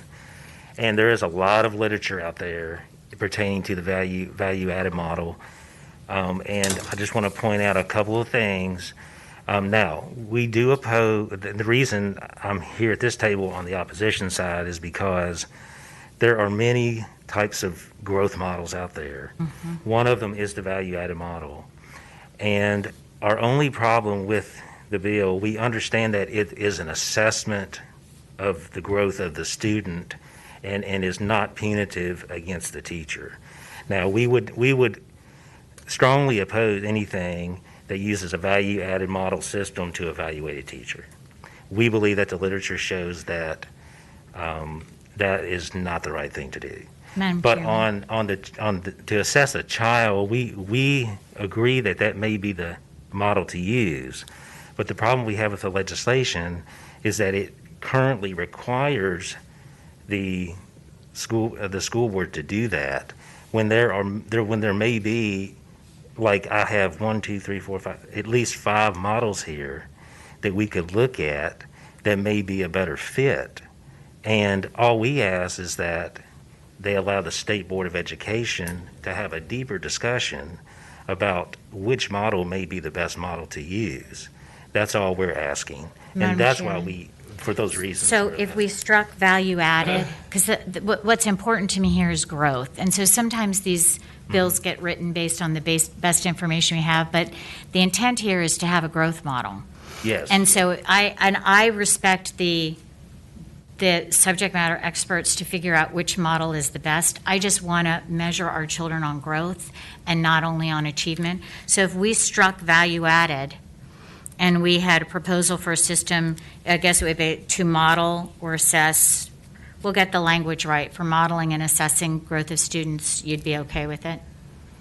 Well, I would, as long as the teachers are only the part of that process. And so if something is implemented at the State Department level, at the Board of Education, then we're only a part of that process, and we want to be a part of that process with the State Board, with principals, with school boards. And if it would be possible for us to somehow establish either a committee or a process at the State Board level to assess and take a deeper look on which models may be the best to use, then I think that would be the appropriate way to go. So, Madam Chairman, I don't know if I can accommodate that because somehow there has to be a centralization. But I have to admit, as we look at the word shall implement, again, we're back to that same, that usually the board develops a policy and then it's adopted. But I don't disagree with that. But I can't say for sure that the board can reconstruct its process to include everybody. But I can say that I want Virginia to compete with North Carolina and these other schools that are able to really measure their kids on growth and achievement, and we just keep ignoring it. Well, and I want to mention something else too. Last year, I know Senator Donovan worked with Delegate Kerry Corner on the 3-year assessment process. And right now, I think there's some debate on exactly what type of a tool to use to assess that growth. And there's even really good models besides the ones that I mentioned here. Like there's one even out of Georgia that could possibly be a good model to measure that. And so, what we would promise to work with you to have a discussion around how to implement that and maybe have the School Board Association involved and the principals and the State Board, of course. Senator, it sounds like you are open to working further with our folks here. And, personally, I too am a fan of assessment of growth, and I think it reveals much richer data, but it also reveals very individualized data that is more purposeful for the students. But I would love to see us reach an agreement on this. So can we pass it by? Is that okay too?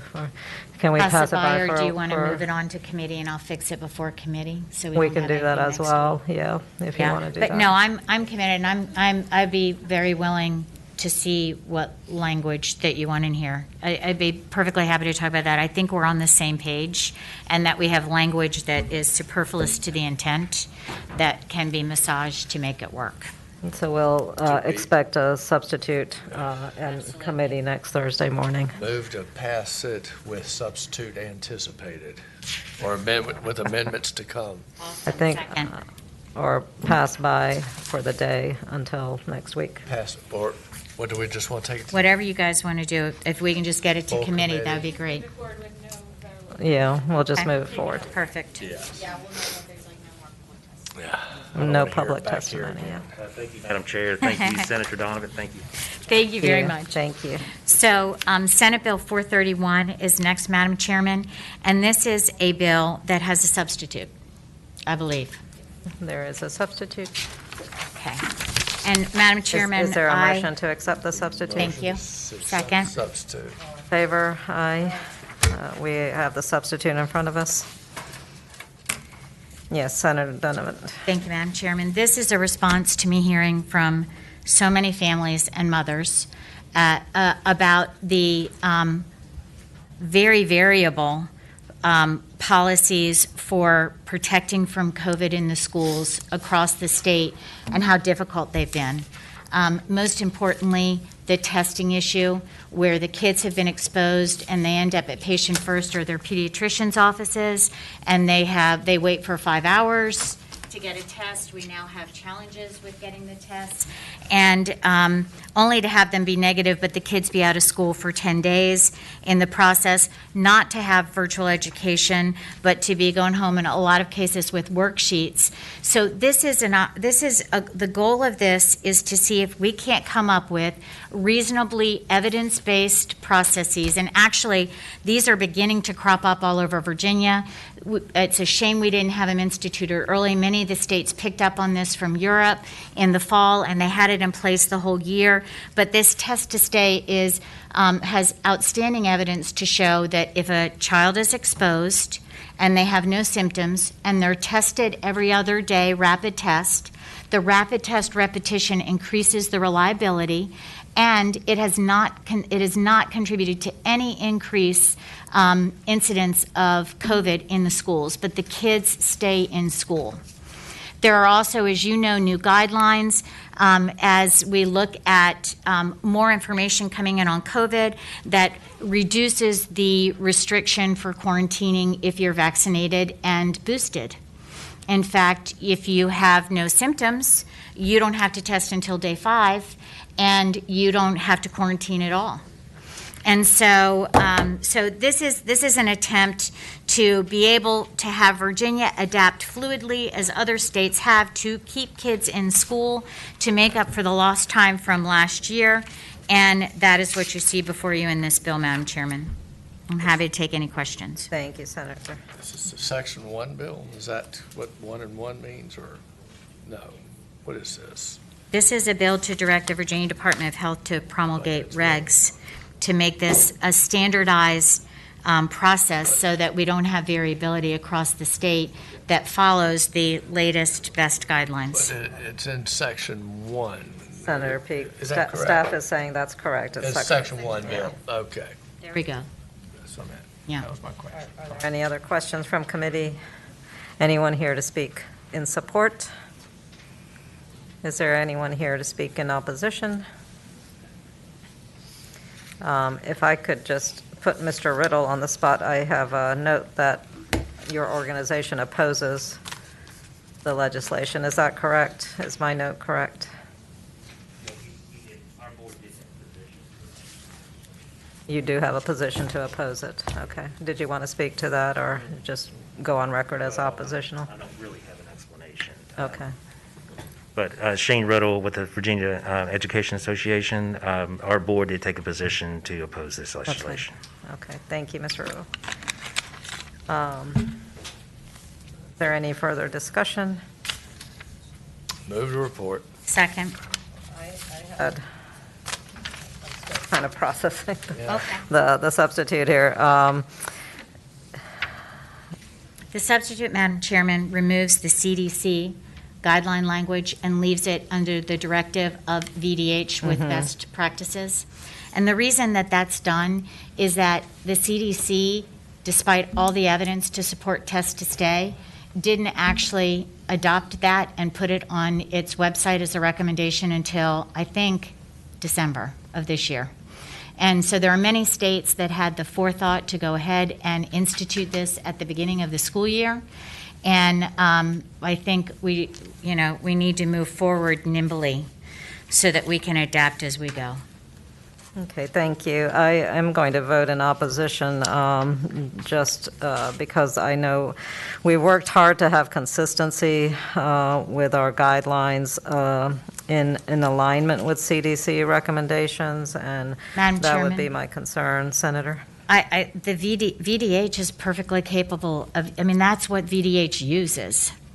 It just makes it clear. We had a lot of confusion about that this last year. But VDH obviously is using, that is the repository of most information on that issue. I agree with you. We had clear language on our site with VDH saying that VDH is in alignment and is following guidelines from CDC. I'm still going to oppose because I need to make sure that our current VDH is following the same model as it has been. I saw some language on VDH site that's been updated that did not seem to reflect that standard. So I'm going to look at it a little bit more carefully in the intervening days between now and next week. So we have a motion to recommend reporting from Senator Peake. Is there a second? Second. All in favor? Aye. Any opposition? No. 2 ayes, 2 noes. And Senator Donovan, do you have any more? Madam Chairman, I believe 739 is the last one. Is that correct? Yeah. 739, Madam Chairman, is the bill from last year that directed full-time in-person instruction in the state of Virginia. We have had many news reports and observations that Virginia has done a good job in keeping their schools open. It does include the 10-day, let me look and see. Is there an amendment on this one? Seems like on everything. Okay. All right. And it does protect the 10-day. That's, I think, what the except as otherwise permitted that we gave Southwest last year. You might remember Suderline talking about the broken water line. And so that is not altered in any way in this language, but this is literally just the language of 1303 from last year that says school divisions will be open full-time, and otherwise it will expire in July 31. I'm sorry, Senator, this bill will expire in July, or this is an extension of 1331? The bill we passed last year, Madam Chairman, Right. that directed schools to That open. is expiring, you're Right. correct, yes. Is there anyone who wishes to speak in support? Madam Chairwoman, members of the committee, I'm Amy Gadara, Secretary of Education designee, and the administration supports this bill. For all the statements that the senator said, we know that our children need to be in class in person, and we owe it to families to make sure we're educating children for as many days out of the year as possible, and in person is the way to do it. So we appreciate the senator's sponsor of this, and we hope that you will support it. Thank you. Thank you. And any others in support? Any opposition?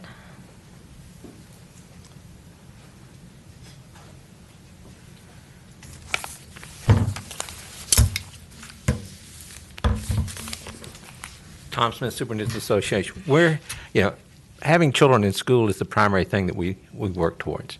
However, there are times when something happens that we can't explain. Something happens that we don't predict. And to tie the hands of schools in providing a safe environment, we feel is not the productive way to go. Again, we want to emphasize that we truly work to keep children in school. We've shown that over the past year. We're not out of this pandemic yet. We're not out of staff shortages because of the pandemic. So we need more flexibility, and this takes that away from us. Thank you. Madam Chairman? Yes. As a follow-up, Senator. the schools are still have the ability to, and it's very clearly protected that if they have staffing shortages and issues with COVID, that they can close and adapt, just like Petersburg had to in the early part of the year at the forefront of Delta. And so they still have the ability to do that and pivot. But we know that the children, that in-person has to be made available. Just go ahead, I'm sorry. No, that's okay. I'm just, so that's just the point. There are kids that have special needs, and there's families that need to have that reliability. So while there may be an opportunity to pivot and have kids not in the classroom, it has to be available for those that need it. And I apologize, Senator, other than those 10 days, I didn't see the clause in there that says in an emergency that you can go to virtual. I believe it's in all the VDH guidelines, yeah. But it's not in the bill, though, right? So, no, it's not in the bill. Mm-mm. Okay, that helps me. Thank you, because I thought I missed it. Right, no, I misunderstood you.